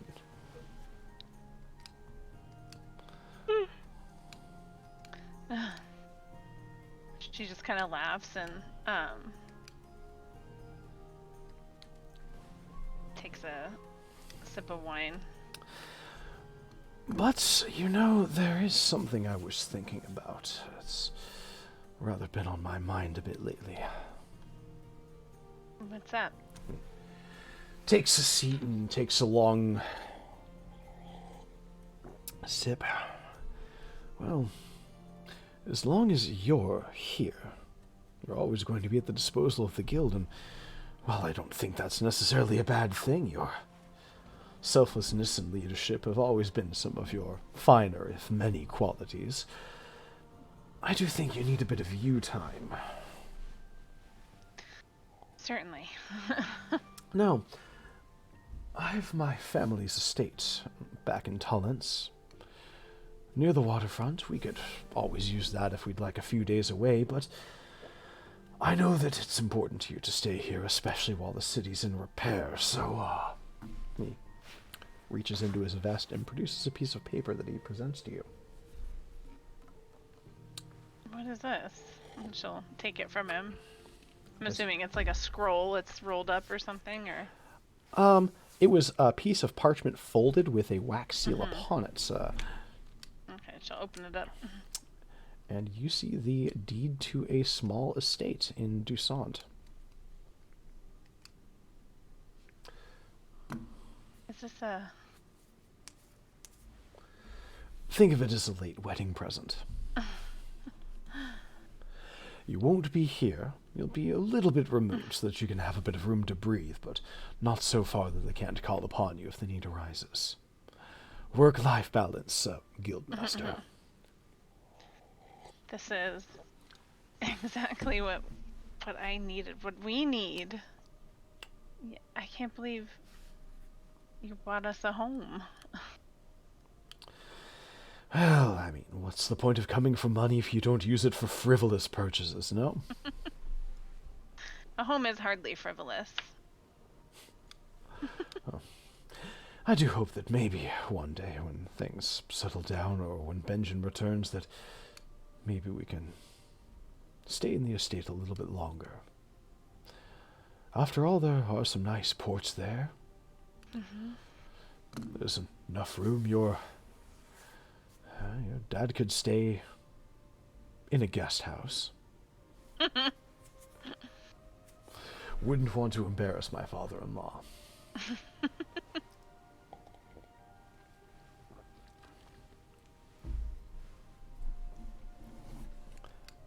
I think that sounds amazing. Well, that's only the first part of it. What? Well, I was thinking, once things settle down, we're at my estate a little bit, and I've maybe weaned you off running the guild and saving the world every day, that maybe we'll take a ship out, explore the world a bit. After all, he looks down, sort of in the southern direction. So much has changed, and I wouldn't mind seeing some of it. Might make for a bit of adventure. I like that. Plus, we have a ship at our disposal, and a very good captain. Well, several, though I haven't brought that up until now. I meant the Katrina and my father. Oh, yes, of course, yes. But by the way, we do have a few people that have lent us their ships if the need should ever come. Well, all right.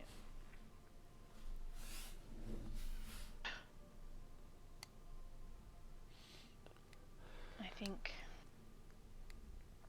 I definitely want to get away as soon as possible. I don't think you'll have to wrestle so hard to get me away from here as you think. But he stands up with his glass of wine and saunters over, grabbing you and pulling you in by the waist. You do know I enjoy the wrestling. And fade to black. But let's also, real quick, unless there was anything else you'd like to touch on? I don't think. I mean, I think she would. Obviously, she's gonna make sure her father's set up somewhere, has somewhere to stay, and So your think she father would- has been going out in sailing again. Of course, yes. Um, think partly she to would just kind of ship offer- people, but partly just for Yeah. enjoyment as well. Sure. She would definitely. I don't know if he would take it, but she would offer him, offer to hire him as official vessel of, and the Katrina as official vessel of the Wealth of the Humble. So he refuses to become an employee of the Wolf of the Humble. However, you do convince him to become a sort of independent contractor. Well, that was what I meant. Yeah. Yes. But it's like once you get the exact specific verbiage, then he finally agrees. Like once he knows, okay, I'm my own boss. All right. Yeah. No, you're hooking me up, but I'm my own boss. Yeah. Then he does a bit of courier work, ferrying people and shipping some stuff. All on the up and up at this time. Yes. That's the important part. Is Yes. that he is doing official, above the table work that is not shady at all, and not going to land him in a prison in the Gales. Excellent. Let's next check in on lore. There was a little bit of time where you were assisting Aurora with, getting some displaced people. But what have you been doing aside from that?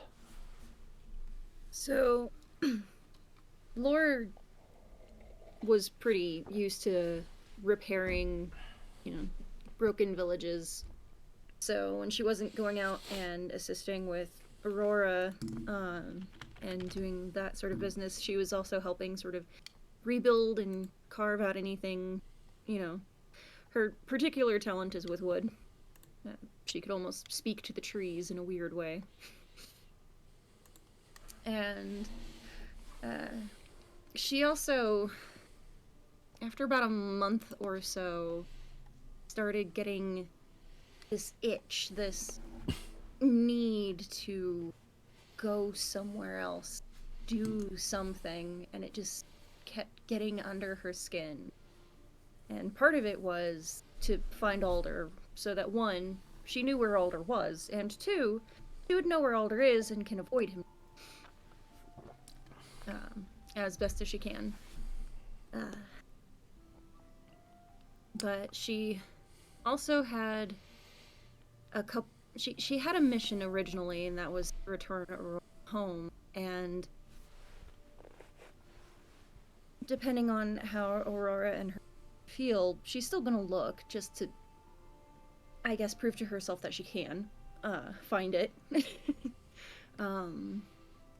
But she also needed to know what happened to other planes, the places she's been to, the places she's used to. And she also has a secret mission that she hasn't told anyone, and she's keeping to herself, because if she can't find the answers, that way no one's disappointed. But she knows it's going to take a while, and it's going to take longer than many people would think. And at one point in time, she randomly would disappear and then return, a few days later, just looking a little different.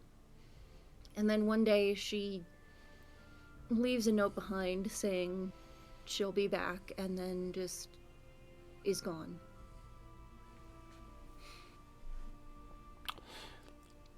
So while we'll touch on the secret mission a bit later, you were able to very remarkably easily find your way back to the Feywild, back to Amber Watch and the Autumn Woods.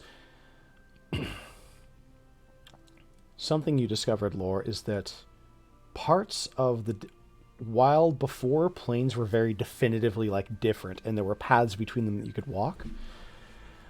Much like how both the Shadowfell and the Feywild are kind of like echoes of the world. Mm-hmm. That's how almost all of the plains are now. There are still some that are separate, and the paths now are much harder to find for anything that is outside of that conglomerate that surrounds Serial now. It is a strange thing that, were it not for your remarkable ability and experience, that plane traveling would be even far more dangerous than it was before. and all things kind of hinge on the ethereal plane, where you can travel those paths and navigate around where certain planes are still like bumping up with other ones. As far as the outer planes, you elect a level of caution when you discover these, as the paths between now go into a very unwelcoming place. Most of the now outer planes are connected via traversing the astral sea, which you know is not the kind of place you want to spend much, if any, time.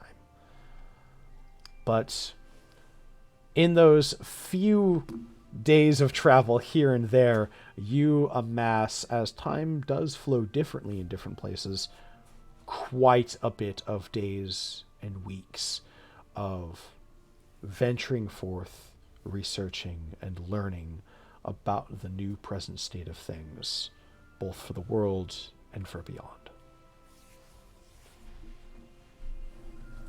The last of it, though, that's a secret that we'll do later. Let's last turn our attention to Ravi.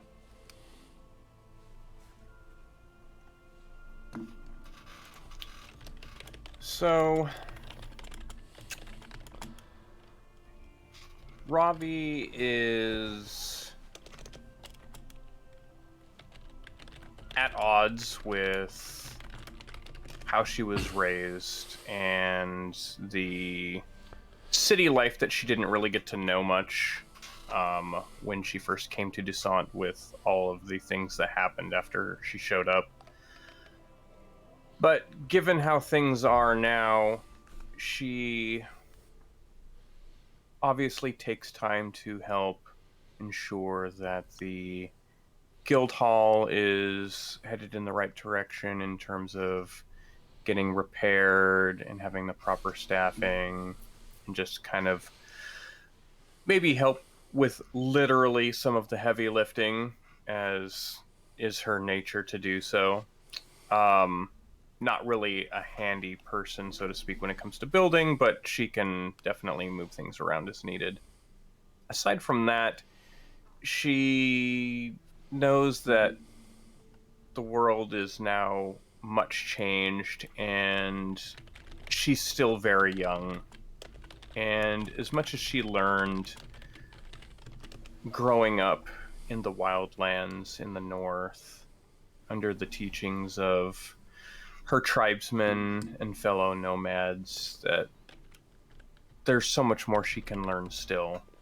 And so, in between helping people and getting the city sort of straightened out, she spends a lot of her downtime reading and learning and getting some sort of offhand tutoring with city life and etiquette and just a variety of different things that she never got to learn.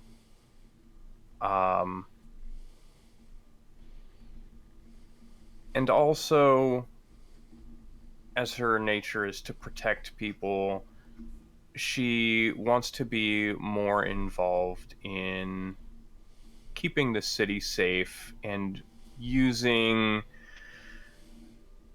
her fame, I guess, to kind of like direct her own path in having a hand in passing down teachings that she's learned, techniques, fighting, but also moving in a direction that's a little bit more peaceful, and maybe be sort of an ambassador for Dusant when they start to reach out and try to reconnect with their potential neighbors.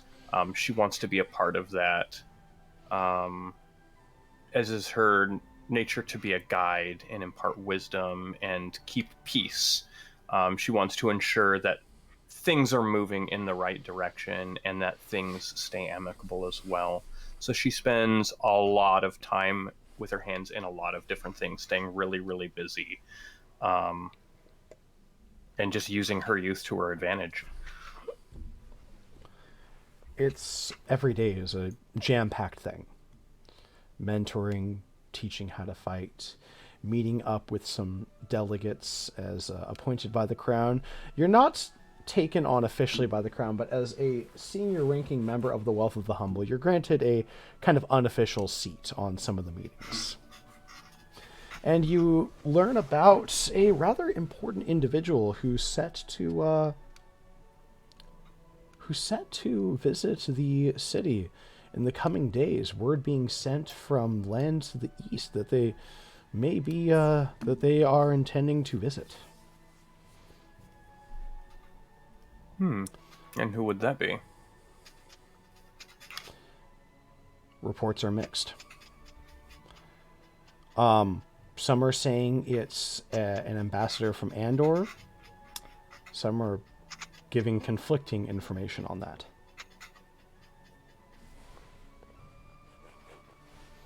She finds it odd, but given the state of things, it's not totally unforeseen. Given that it seems important, she wants to get to the bottom of it, so she'll try to search out someone who may know, who may be privy to that information. So as you go out, you start asking about, and there's one of the council members, Raban, who has the information on the delegates, having been absent from the meeting due to some kind of family emergencies. You start looking about for him, but you meet up with him near the Queen's Bridge at the south end of town. And having finally tracked down this man who has the information, he's down there, and you can see him talking to a couple of people and gives you a wave as you approach. Hello, Ravi. Raban, if I'm not mistaken. Well, your memory serves you well. What pray can I do for you here? Well, I'm attempting to ensure that everything goes smoothly with delegates, and I've some reports coming in of some important people, or a particular individual, but strangely enough, those reports seem mixed, and I found it a bit odd, so I wanted to get to the bottom of it and see what was going on. He folds a couple of arms before him and nods a bit at that. Yes, well, I'm not surprised that the reports have been mixed. You see, the one who's going to be visiting... There he is. And who do I see?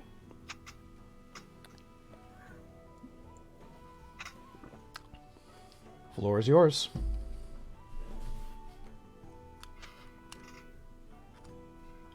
It is not a particularly clean cloak,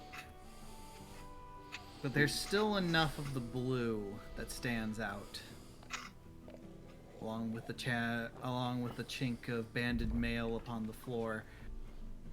And who could forget the one thing that pristine, that shines with the inlays of pearls like tears across its hat, that glaive. He looks tired under the hood. And he looks like there's maybe a few new scars upon his face. He still has that one signature one, the one that's just across the lips, showing the part of his teeth.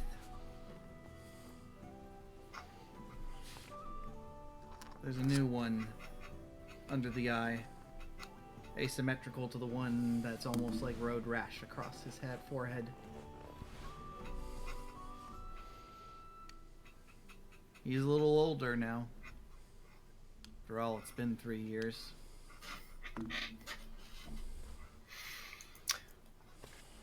Ravi sort of starts moving quickly towards Gregor and then remembers herself as she's learned some etiquette and some, much needed decency that she didn't have before, and kind of catches herself if she walks a little bit, fast paced towards him, but comes to a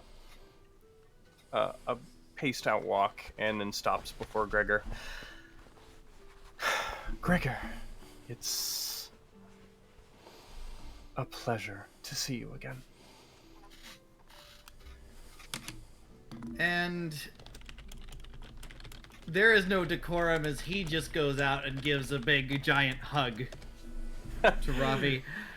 And there's this thing of like, I tried to use the medallion. The one the Queen gave us 3 years ago. And there was no connection. I thought you and Ailish were dead. Oh. She just starts laughing as she hugs him back. We didn't know what happened after you left, and with everything happening and things changing so quickly, we were honestly worried for you. I'm sorry the medallion didn't work and that you had to go without knowing. But it's truly good to see you. And is Ailish okay? She is more than okay. She's married.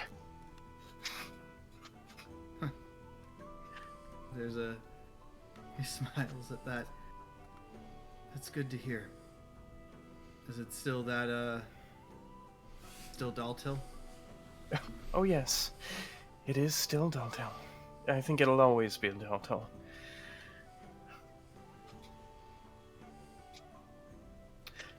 Very pained. The smile is there, but there's a very...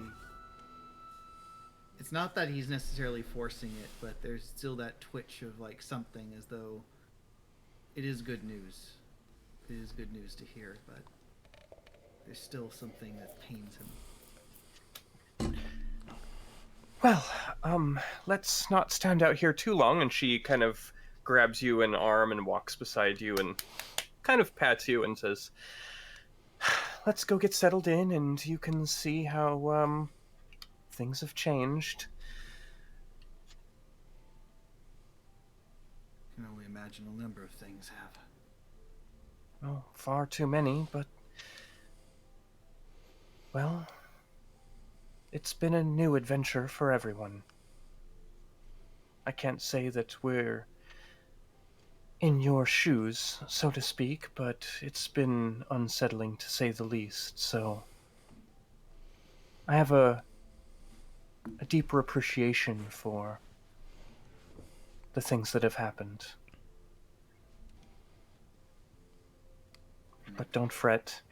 She kind of smiles and holds him a bit tighter. I know it's not your way, but let's go see everyone. It'll be good to have us all together again. How many are still around? Quite a few. You'd be surprised. This city held up incredibly well. Something about the city of Silver merging with Dusant, and when everything changed and there was this barrier erected and a lot of lives were saved because of it. Heard rumors about it, but I've been in Andor for quite some time. And not a lot of information was being passed to the general masses. Well, then we'll have much to discuss. It's been far too long. I hope we can continue this for some time, at least.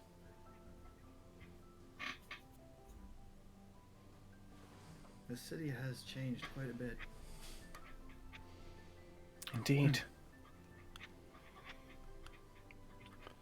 When I first came here,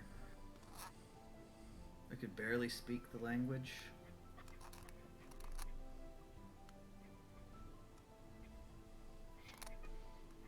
Look at you now, though.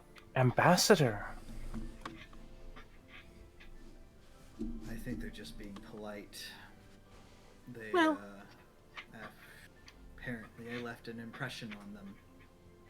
Fear is a powerful motivator, you know.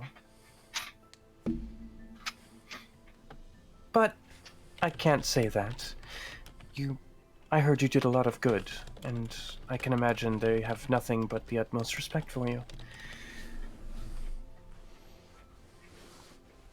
Respect and fear. They go hand in hand, but that's just the nature of people.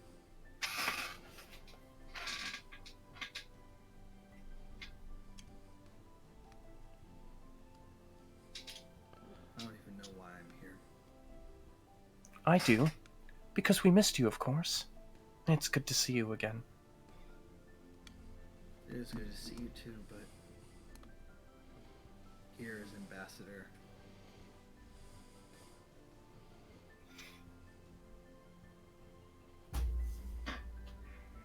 I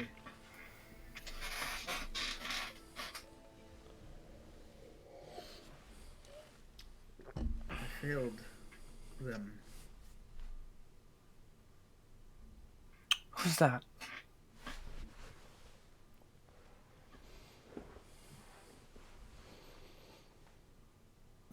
When I was in Andor, I was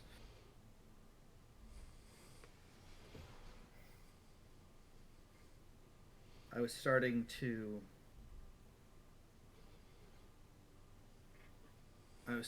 build an order of knights. I had decided that I needed to make sure that what had happened after the Master wouldn't happen again.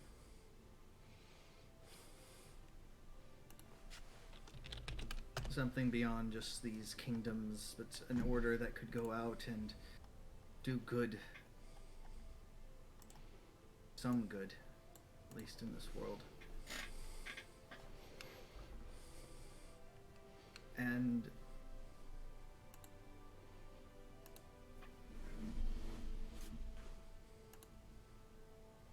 when the convergence happened, the temple was hit. It was hit bad.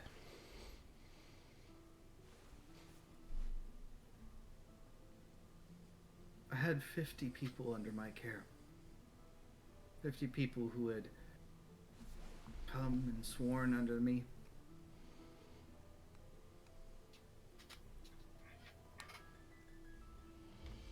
And I was the only one who survived.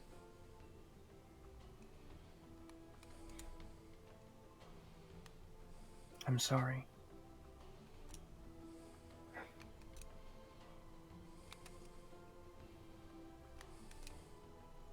You know, it was hard seeing Lynette die the first time. But I didn't even find her body.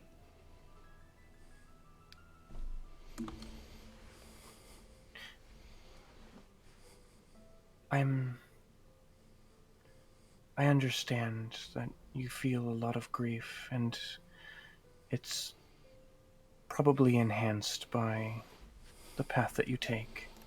So it's probably harder on you than it is on most. And I can't imagine how you feel, even though we all experience loss in our lifetime. Having people who look up to you and trust you eventually perish.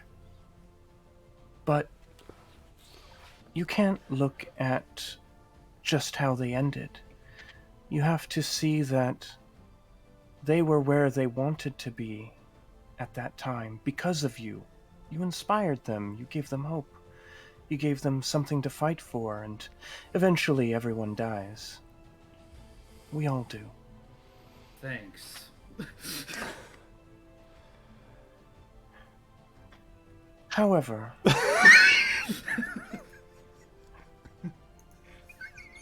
there is some good news. Lynette is still alive. What? What? Well, she's here in the city. She didn't perish. Alive? Yes, and Bray and some of the others as well. I don't know if they were all part of the Order, but... Well, yes, I wouldn't lie about it. Where? I'm not sure where she is right this moment, but she's here, I promise. Can I see them? Well, of course. Let's go to the guild hall and see if we can figure out exactly where she is. She seems to come by fairly often.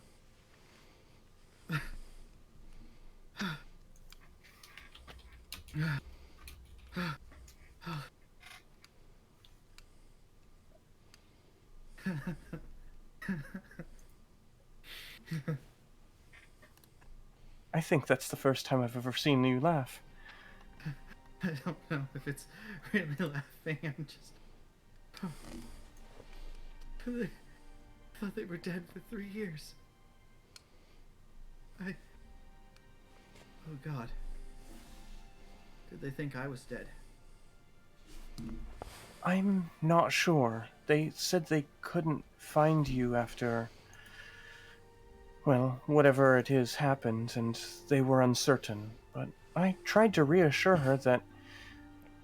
Well, you're one of the strongest people I know, and that if anyone was to survive, it would be you. It seemed to set her at ease, at least.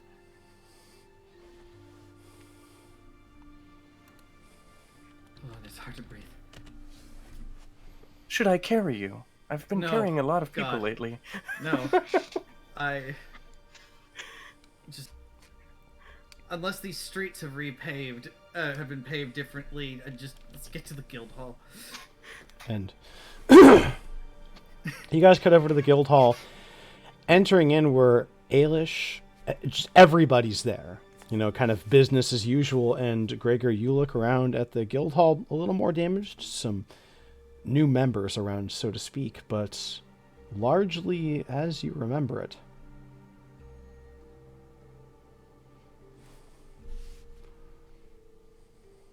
And Ailish, you see Ravi come in with Gregor.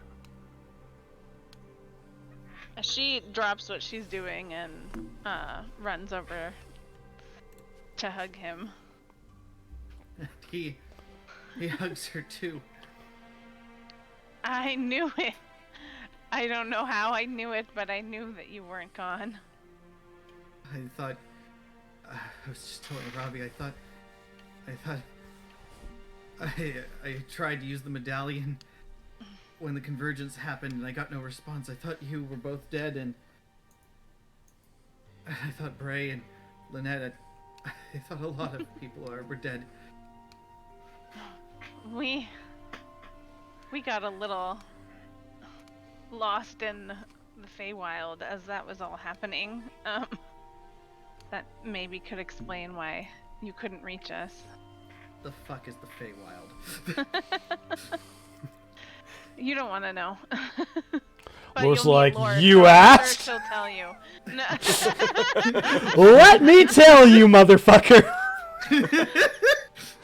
Buckle up, fucksticks. This ride only stops for emergencies. Crying and confusion are not emergencies. Oh my gosh. Bray's gonna be thrilled beyond reason to see you. They all will be. Are you back? Are you staying here in Dusant or just visiting? You're looking at one of Andor's interim ambassadors. Wow. More as an honorary thing. Prestigious title.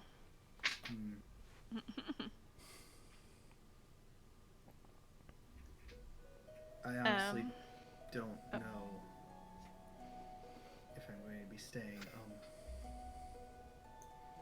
Honestly, I didn't know that Bray and Lynette were still alive until 10 minutes ago. Well, I think whether you decide to stay or not, we'll make the most of this time that you're here now. Agreed. Let me find out. I know they've been around, but everything is kind of in upheaval, as you can imagine.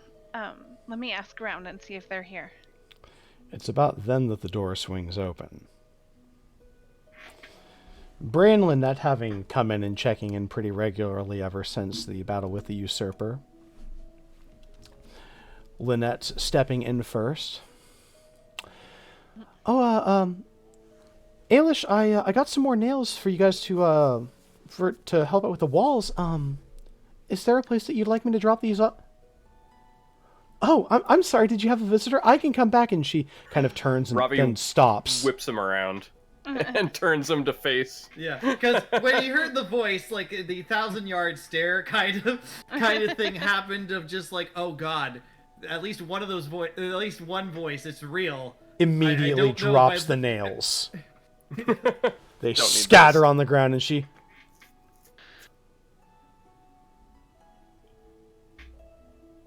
I think you'll want to stay for this visitor. Is that? She starts to step forward, Gregor, it's not looks really- down at the ground. Oh my! And starts like furiously picking up the nails. Behind you here, Lynette, come on! What's the hold up? And Bray steps in. You dropped the nails. Are you serious right now? She looks up, a stern gaze cast over as her eyes fall on Gregor.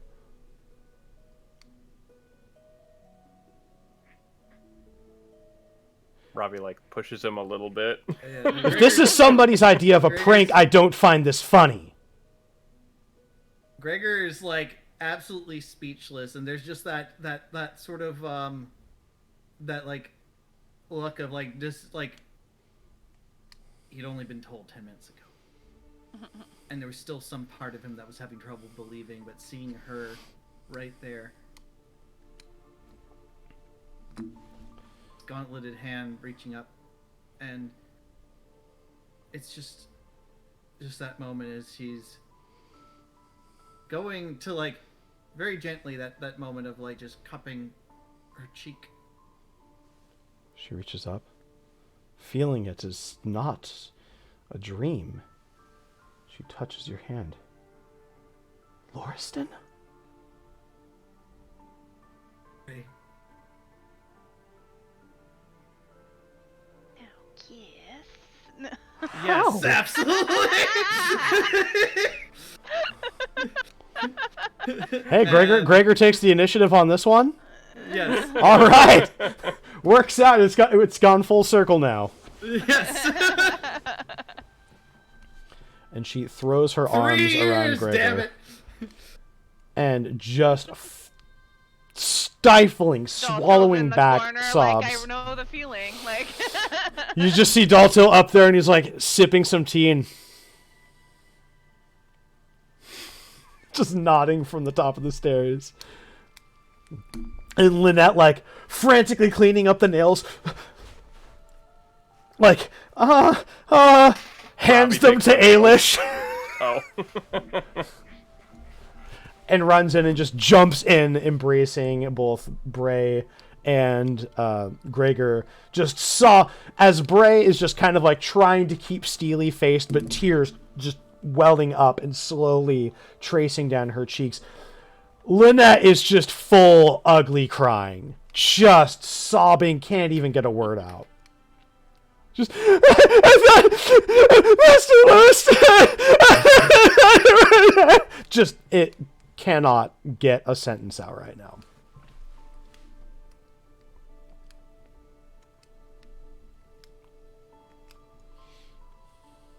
Yeah, even Gregor's crying. There's just this, just as he's just holding Bray, and even as Lynette's there sobbing, like she's pulled in. There's just moments of this as they're all there. Glaive fucking forgotten. Yeah. Who knows where Lynette's spear is? And Lynette finally Point in time, wiping enough Aurora tears, walks just through the doors. Oh, and let me tell you, and then she just trips over the spear and down on the ground. Who the fuck left this spear here? Luna looks up. I'm You just- sorry. You just hear crying. Crying everywhere. And Lynette finally able to get a couple words in. There's, we all thought you were gone, Master Lauriston. There, sorry. Some of the others came with us to the city. There's other ones that made it out. Even Bray Others? gives a small nod.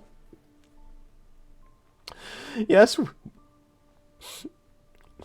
we took others along too.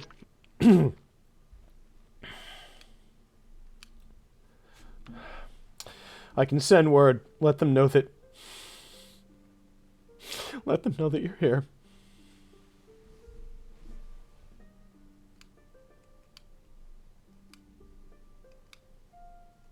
And for the first time, in what looks like a very, very, very long time, not only does he look happy, but there's hope.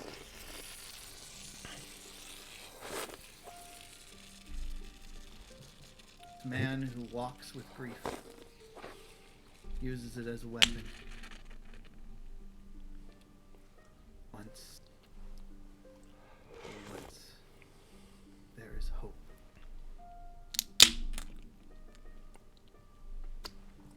And there you stand, Gregor, in the arms of your first apprentice, surrounded by friends, with the woman you've grown so close to, once again, with everybody important, in this place that you've come to know as a home after you lost everything. The door swings open one more time as she emerges, that silhouette into the doorway, ragged and beaten down. She points, holding up the guitar. I finally found you, Gregor Lauriston! Does she trip over the spear too? Yes, she does. Wham! She looks up. Gregor!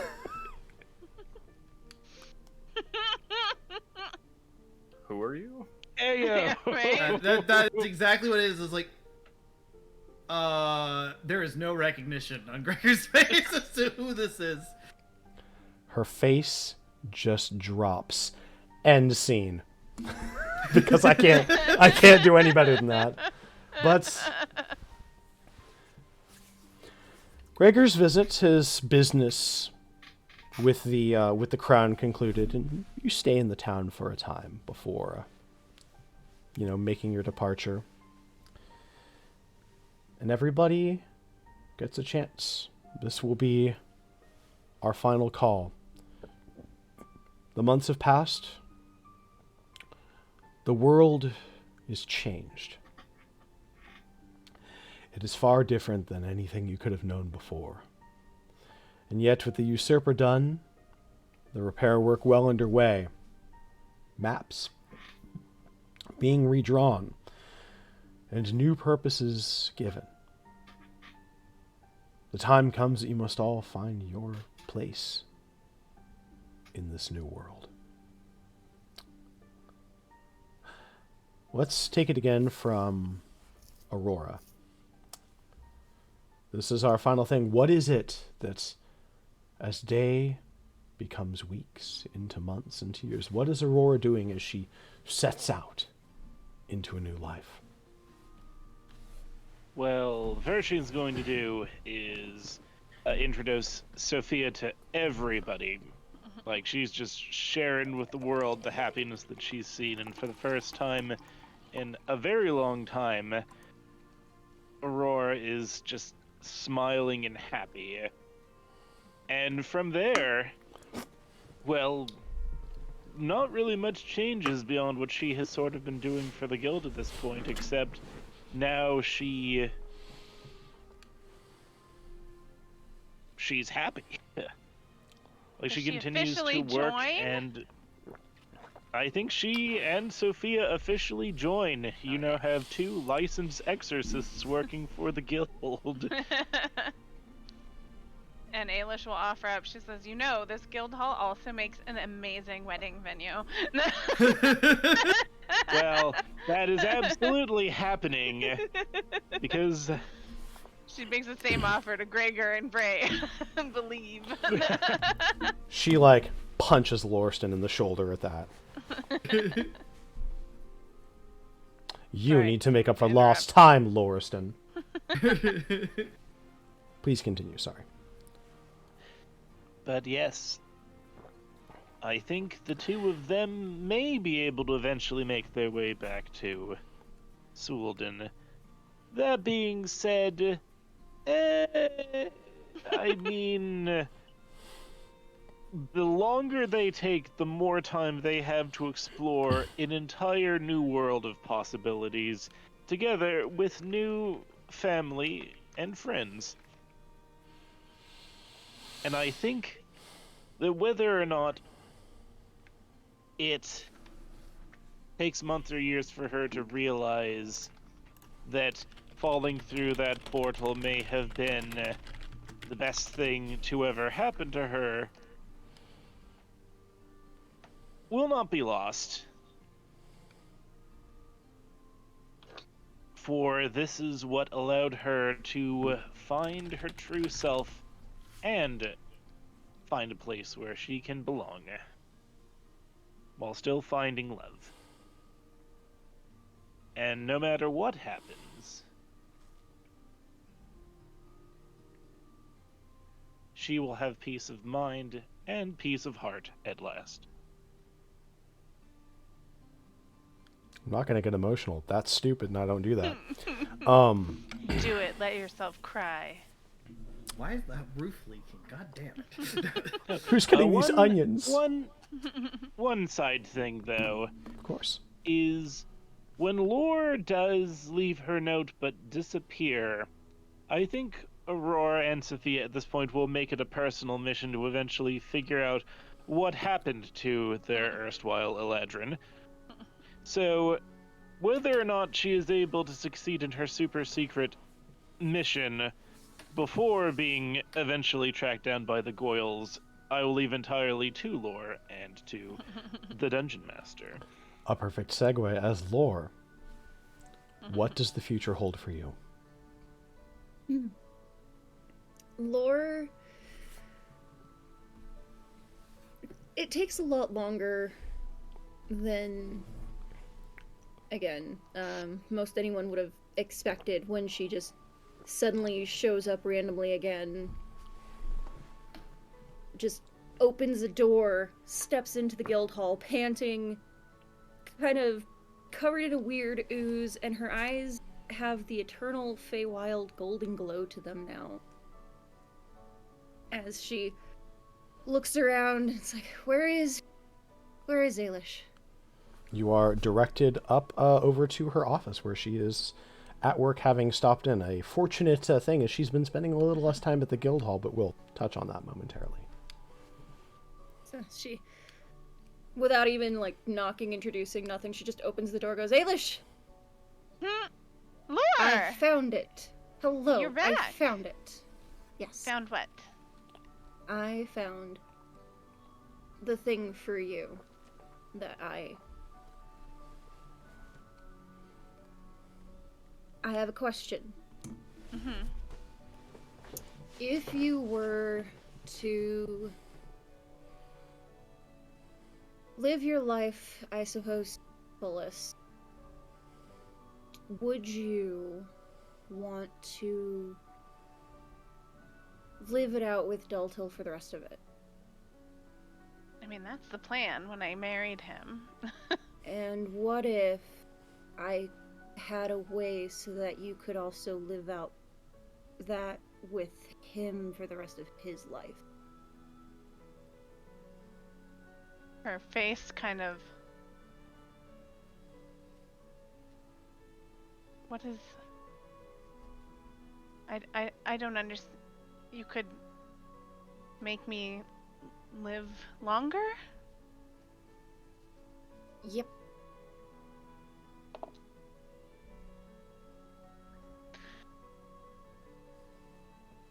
How does that work? And she turns around her bag, and it looks very different. And as you look closer at her, she has more lines on her face and new scars, one going down her chest and a strange tattoo on her arm now. And she just goes and digs through, pulls out. You drink it. And then what happens? You will have the same life expectancy as Daltil. Or if you want it could be the day he dies, you die, or... But I still get, like, old? It slows everything down. You basically would be an elf without being an elf. That's interesting. How long has it been since Laura left? About? What would you say, Laura? Say about 3 months? 3 months. Okay. Yeah. Yeah. Yeah. Yeah. That's something that I've always, when I thought I was dying, and I thought was going to be my last words to him was that at least he would have to see me grow old. And you're saying that I would grow old at the same pace as him? Mm-hmm. What if when we have children, well, they would have a half elf life expectancy, or? Yes. That is the only drawback.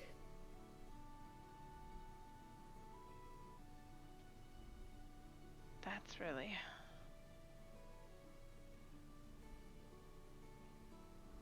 We'd both outlive our children.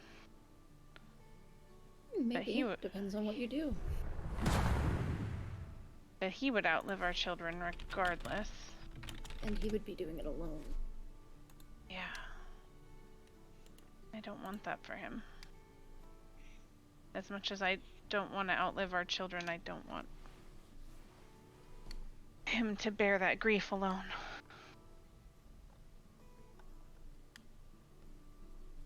Yeah. Yeah. Do I have to mix it with anything, or I just... Maybe chase it with something that might... I don't know how it tastes. Okay, that's a good idea. She'll get a mug of ale ready. I think this might help burn off any nasty aftertaste then. Yeah, And when you drink it, focus on whether it's the same life expectancy or, do you want to be elf? Do you want to die when he dies? You have to think about it when you... wait, so I could be, if I said I want to be an elf, would it? It's the life. You wouldn't... Okay. You'd still be you. Fair. I didn't think you'd want to turn into an elf. Oh, I was just looking for a loophole for the whole children thing. But Yeah. if that's not what we have here, we'll work with what we have. Okay. It was already hard enough to get. Yeah, you look like you've been through it. Yeah, Astral Sea is a bit rough. Oh, God. Don't worry about it, drink it.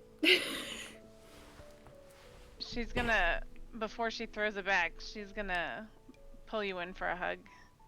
Oh. I can't thank you enough for this. You didn't have to do this, but... Well, again, you're my friend. And you helped me feel not alone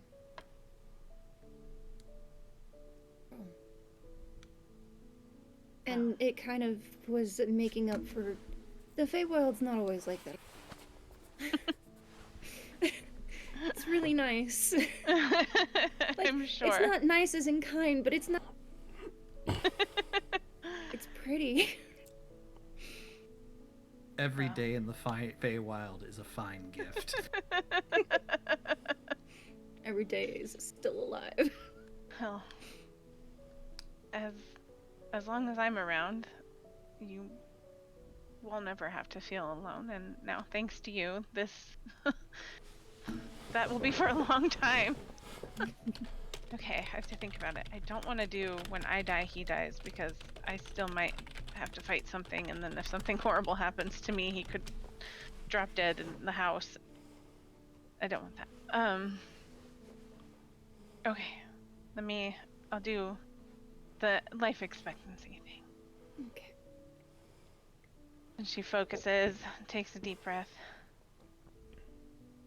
and then chugs it down. The How gross liquid is it? itself is kind of viscous and difficult to swallow.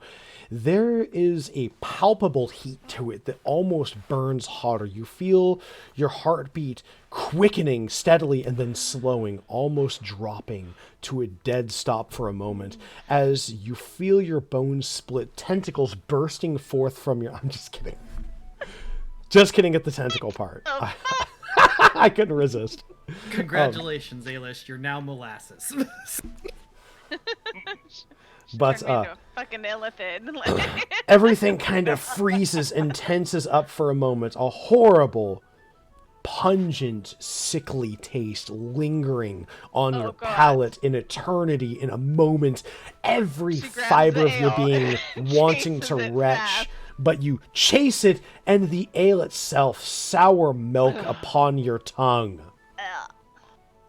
Ew. And this horrid experience seems to last minutes in this moment. However, you keep drinking, and finally, everything shuddering, you finish the ale. And it once again finishes off in a clean finish, that last lingering bit of the dregs in the cup, tasting just as ale should.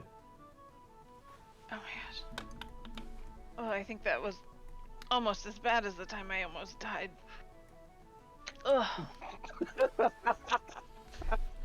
0 out of 10 would not recommend. I'm glad I recommended the chaser then. Oh, Do you know where Aurora is? she's around, I think. I think they just recently got back from an outing, her and Sophia. Okay. Okay. All right. And we'll check back with that momentarily. Let's check in with Reginald. Was there anything that Reginald, or in this instance, I'll give you an option, Reginald or Gregor are going to do as things wind down and the world moves into a new age? I'll do both, but I'll keep it brief. For Gregor,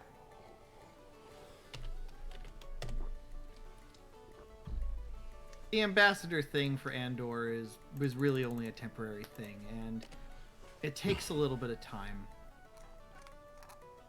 But eventually, the other survivors, those that had been part of the temple who had fully become knights, arrive. Perhaps serendipitous.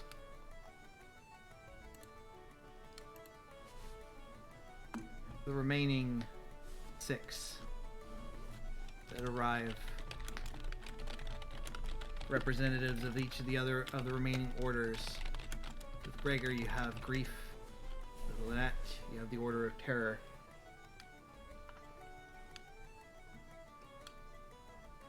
But then you had the Order of Joy, Vigilance, Trust, Rage, Loathing, and Amazement.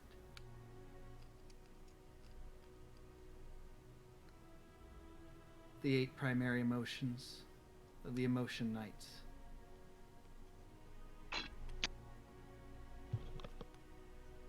It is good to see them. Songbird, as the Knight of Joy was nicknamed, sang the whole way there.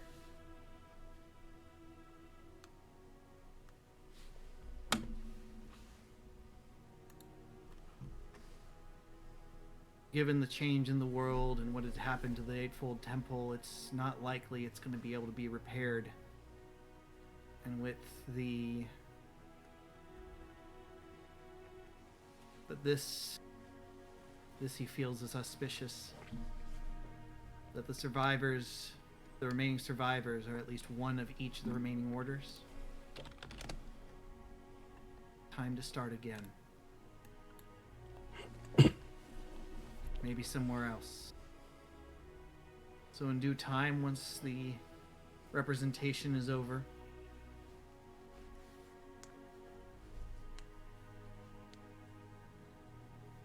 they all gather their mounts.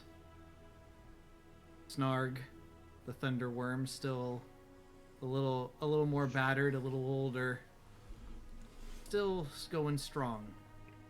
Gregor gets up on him. Time to go out to a new world.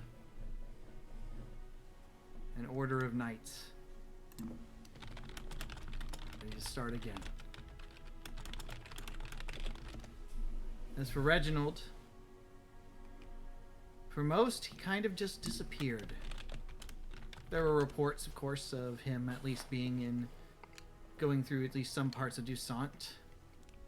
Some people recognized him, at least as far as they could recognize the old man, who, with his very angry toad,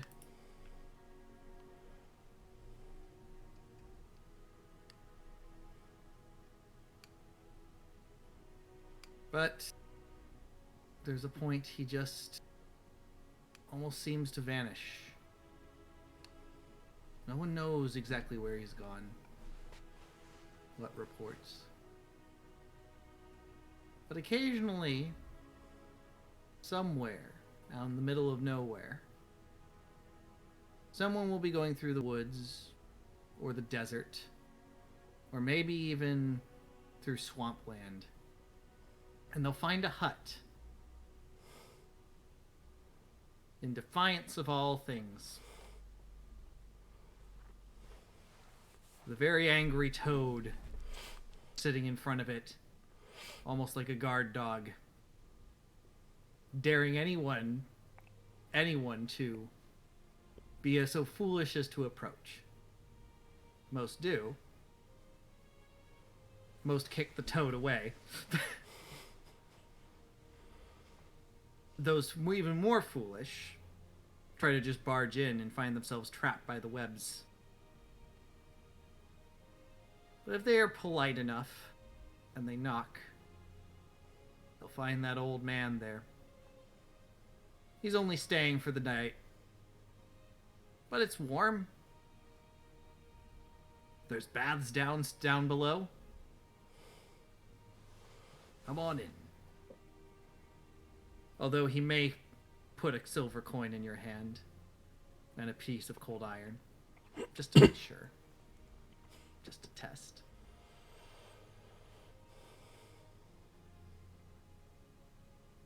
Excellent.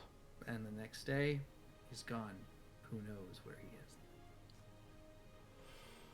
is. Excellent. Let's turn our attention next to Ravi Ironhide. What does the future hold for you? So once the rebuilding of the guild hall in the city kind of comes to completion, some months, maybe a year or so down the road, everything gets back to normal and people start leading normal lives again. A bold new frontier of unknown world and wilderness beyond the walls of the city. She starts her younger years doing what she said to help bolster the city and ensure that the folks that protect the city are well trained and well informed. As much wisdom as she can impart into them about how to fight and how to think and how to navigate the world, how to survive. Spending some time moving from city to city as a ambassador of sorts, working with the people. But as she gets older and sort of lets the younger generation kind of take the reins, knowing that her part is mostly played. She's done so much already that she feels that it's time to sort of let go and let the people guide themselves. So eventually she settles down, finds someone that she can spend time with, adopts a bunch of children who had no homes and parents, and starts a school for the kids. Teaches them practical knowledge and helps raise them to be good, decent people. Teach them how to navigate the world, how to interact with people and have kindness and respect and show grace and patience, in hopes that when they get older they'll do the same and slowly turn the world into a place where everyone can be happy and enjoy. And she does that into her old age, keeping in touch with her friends during that time,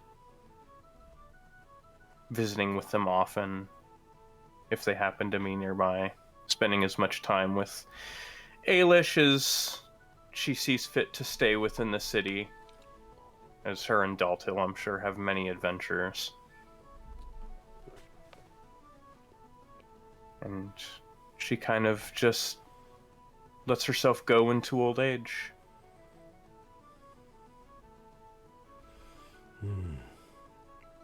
Very good.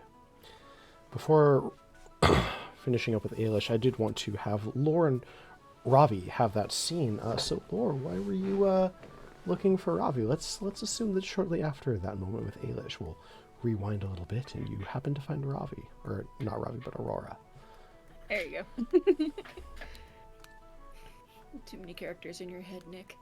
Slip of the tongue.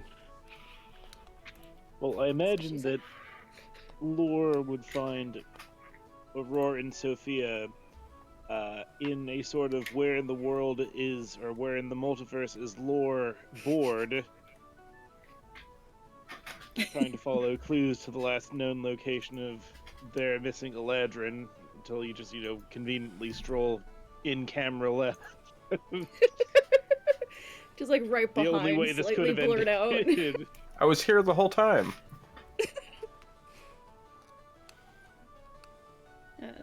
Moment that she sees them, she just kind of like, she doesn't say anything, but she pauses for a moment and just kind of throws a piece of candy at the back of her arm.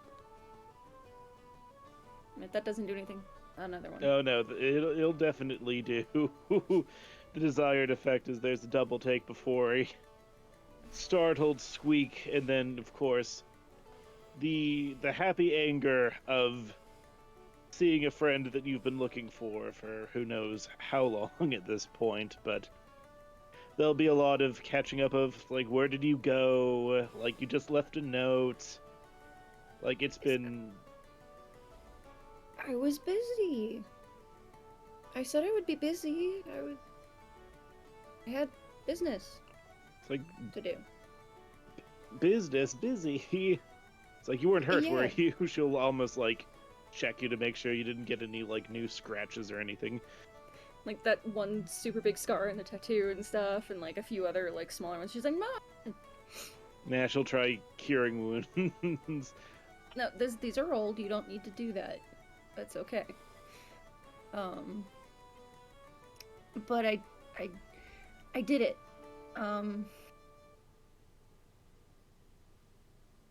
Did what?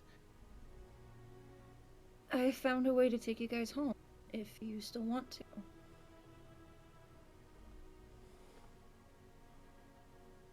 Because that will definitely catch the two a little off foot. As there might be an exchange between both women before.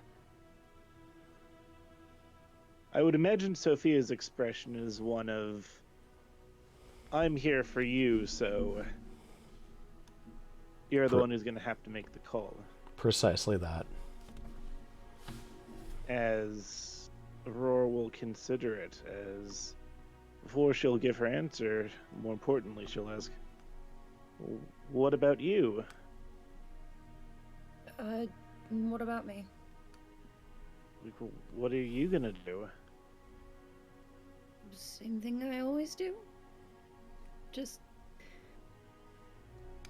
Well, I guess not the same thing. When I went back... Home is different now. The village doesn't need me anymore. And you know, Alder doesn't exactly have sway over me. No matter what he thinks.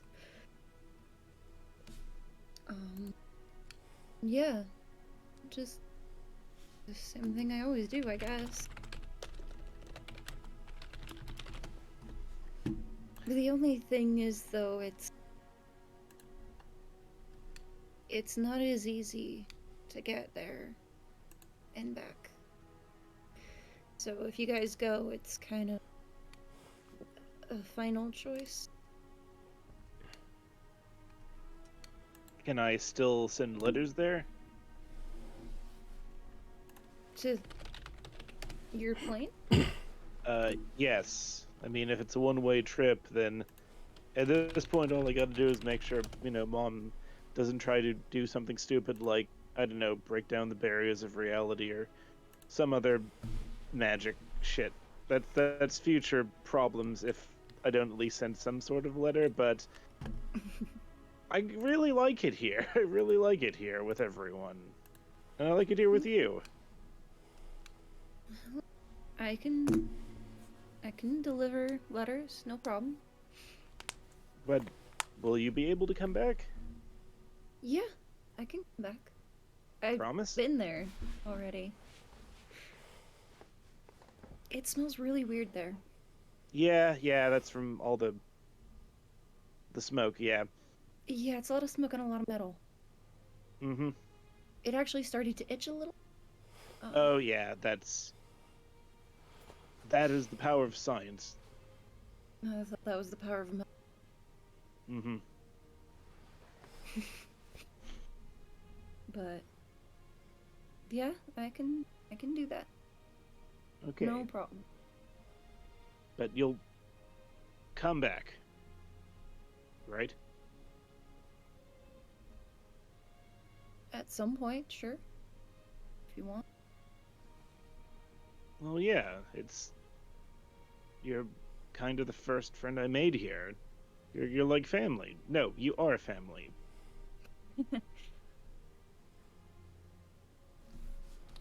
Most people don't choose Fae for family, so.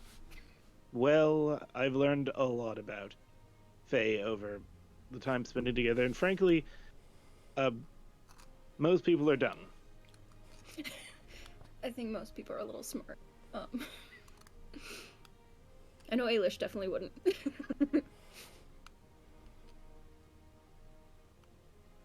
But It's like, look, I also am friends with the talking donkey, so I don't know, maybe it's just me.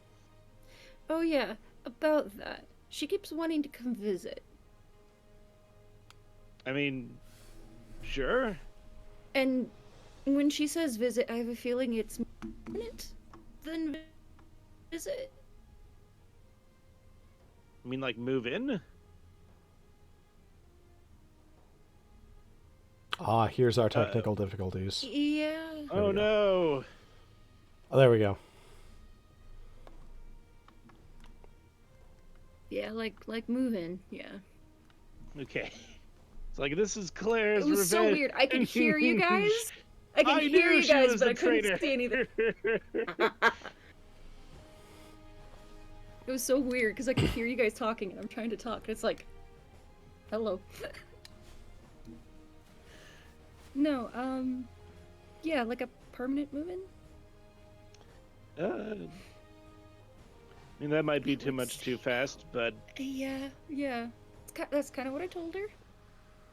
In not so specific words, but yeah.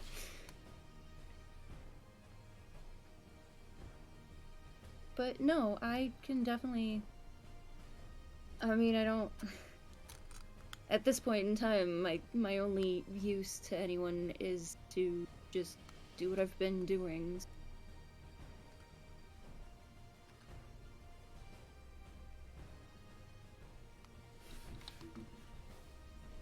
Delivering letters, so hard. you know, you can stay without having to have a use. We want you to stay.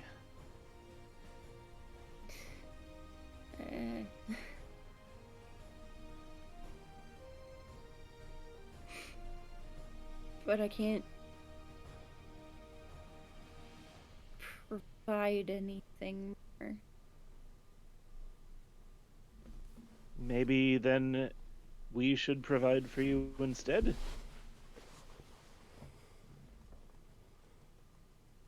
And she looks away for a moment, and she's trying to do it quickly, but it's not fast enough, and you can see she's starting to tear up. And it's okay. I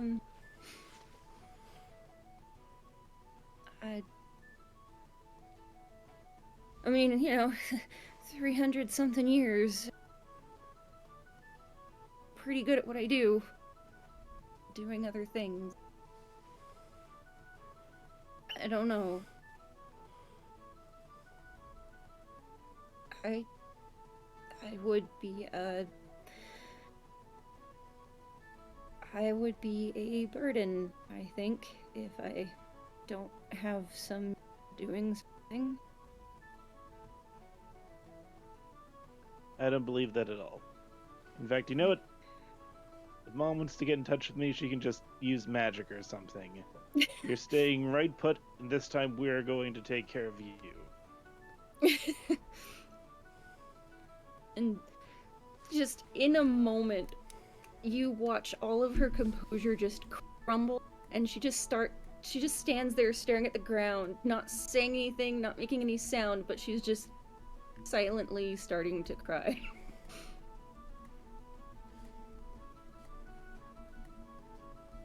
Roar will go in for the hug.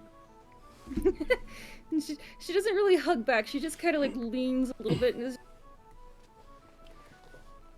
I'm allowed to stay. You're allowed to stay. I could have a home of my own here. Yes. And I don't have to do anything crazy to stay. No. You sure? I've never been more sure about anything. And she just kind of crumbles further, and it's like toddlers, you know, the big fat tears, and she's trying to wipe away the best she can. Thank you. I've never been allowed to just stay.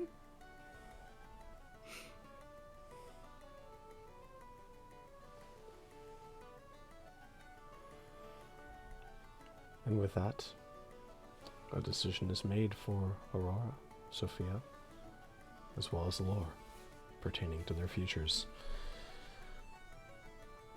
Lastly, let us turn to Ailish. What is it that you are gonna do? once things are settled and Benjamin gets his break and comes back, Ailish and Daltil finally go on their honeymoon. And even between, they spend some more time, like maybe weekends or something, at his estate in Talents. And then, but yeah, that she, of course, still the guild master, and he was shocked and amazed and thrilled when she came home and told him that Lore had found a way for her to stay with him as long as possible. And yeah, they finally eventually go, after that few months, they go on their honeymoon and they travel around Cyril. And I think probably for like a while, like they're gone for a while, and when they come back, she has a little announcement to make and shows off a little baby bump. And you know, over the years they have, I think I decided on 3 children, 2 girls and a boy. And they have, they just are all happy in their little home. So their firstborn is a little girl who has blonde hair and looks pretty much, she's Ailish's carbon copy. And they name her Saoirse Elenil, her middle name after Daltil's mother. And then next comes the boy, who looks like Daltil, but he has Ailish's blue eyes. And they name him Killian Wallace. And finally they have a little curly red-headed girl, who is feisty and sassy, and her name is Lyriel Katrina Finnegan Reveus. And Ravi is godmother to all of them. And yeah, she just gets her little happily ever after. And each child, it's like bittersweet knowing that, you know, just by nature of both of their lifespans, that they'll outlive all of them, but it's also very much like, you know, at least they'll have each other the whole time. And that's a balm to that heartache. A couple of minor things. One, when you go to depart on your honeymoon, many people went to see you off down in Talents.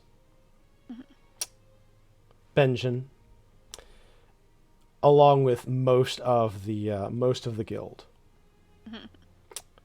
You see Krail, Evelios,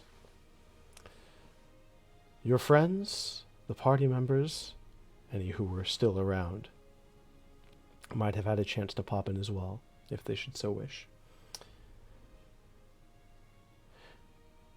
You also even see, dressed down to not draw too much attention, but you see her face under the hood, Eliza the Queen.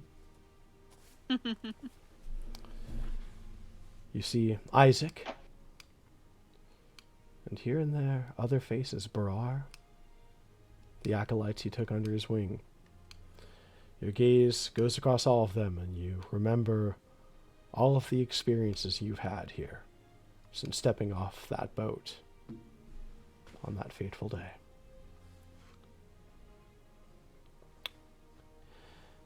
And as the years go on, you get older, so too does everybody else. I believe there's one additional point Ravi would like to add. The floor is yours. So, over the years, Robbie's done many things in her life, and in the latter part of her years, she just spent a lot of time with small hobbies, kind of going back to her roots of mending and gardening, crafting, just little things here and there. And for many, many years, she had this one project that she worked on carefully and meticulously.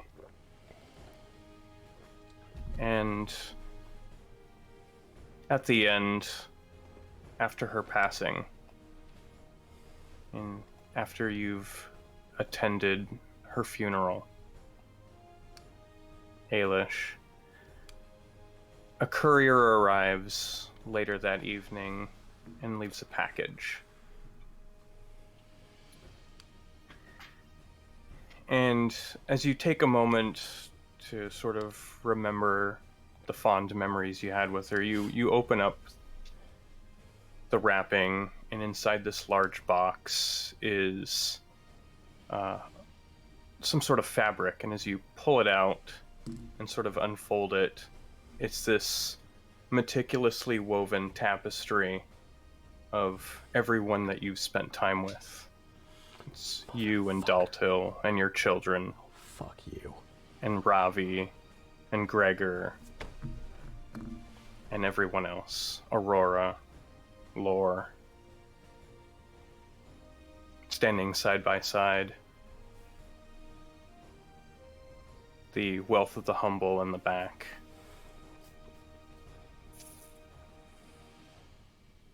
One last reminder of the lives you had together.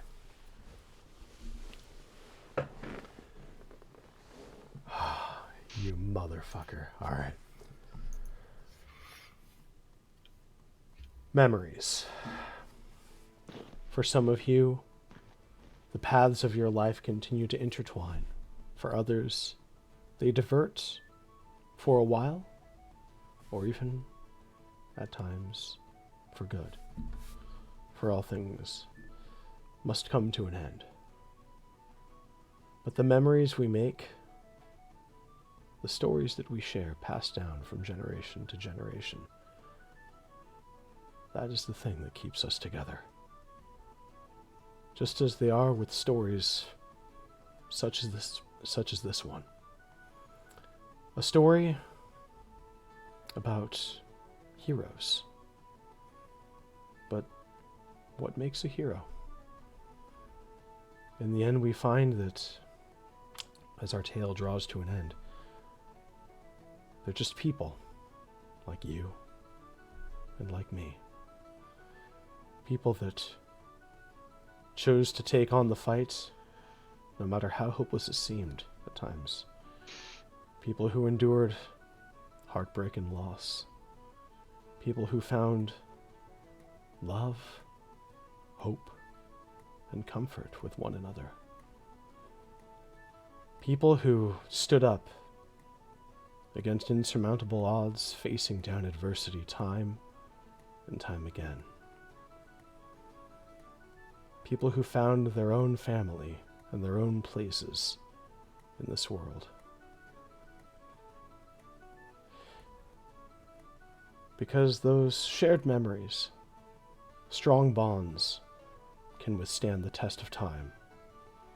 And this was the tale of our heroes, with such bonds. Such bonds, as they say, that are thicker than wine. And with that, I end our tale.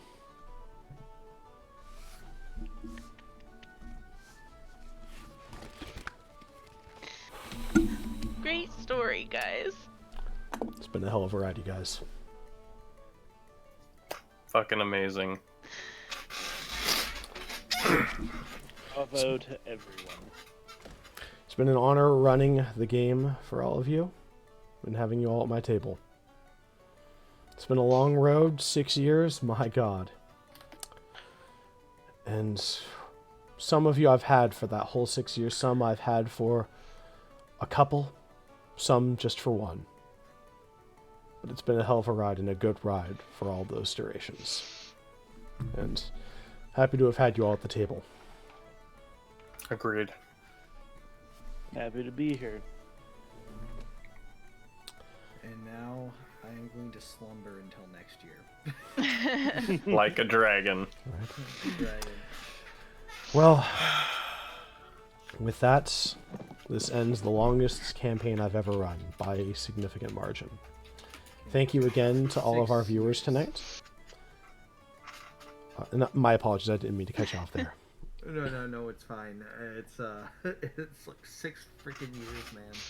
Yeah. It's wild. Yeah. Amazing 6 years. I can't believe it went this long. Like, it's amazing. And we did not meet your original goal to We get did everyone not. to level 20. That's true. That's okay though. But thank you guys, truly. You guys are what inspired me to start streaming in the first place, to share our stories with the world, and we've reached our conclusion. Let's do it again. Let's. In the immortal words of Barargus, perhaps. Perhaps. Thank you again for everybody who stayed and watched. I hope that this resonated with you. Thank you for the raids and for sharing your communities with us, both to Grim Quests and I think I saw one from Demon Ray as well. Thank you guys very much. If you're new, drop a follow. We are going to be playing our Divine Beasts game weekly for a good while now, and that's another pretty emotionally charged and incredible game. I can't speak for everybody, but I am sure as fuck going to need to hang out on Discord for a bit and wind down from this, because I am... Whew, boy, I'm a little shaky right now. But God, I forgot waterproof mascara again. But This yeah, is the first character I've had in 27 years that hasn't been killed off, so thank you. but yeah, I'll be in Discord for a little bit if anybody wants to come hang out, ask me any questions about it. It's all good. Oh, so this is the part I really am not ready for. I'm going to go ahead and mute here, and we will listen to the final round of the theme of Cyril. The last time it'll be played for Thicker Than Wine. Alright guys, before we do this, let's go ahead and say goodnight. Good night. Good night. Good night, everybody. Thank you again, and take care. Let's go ahead and mute.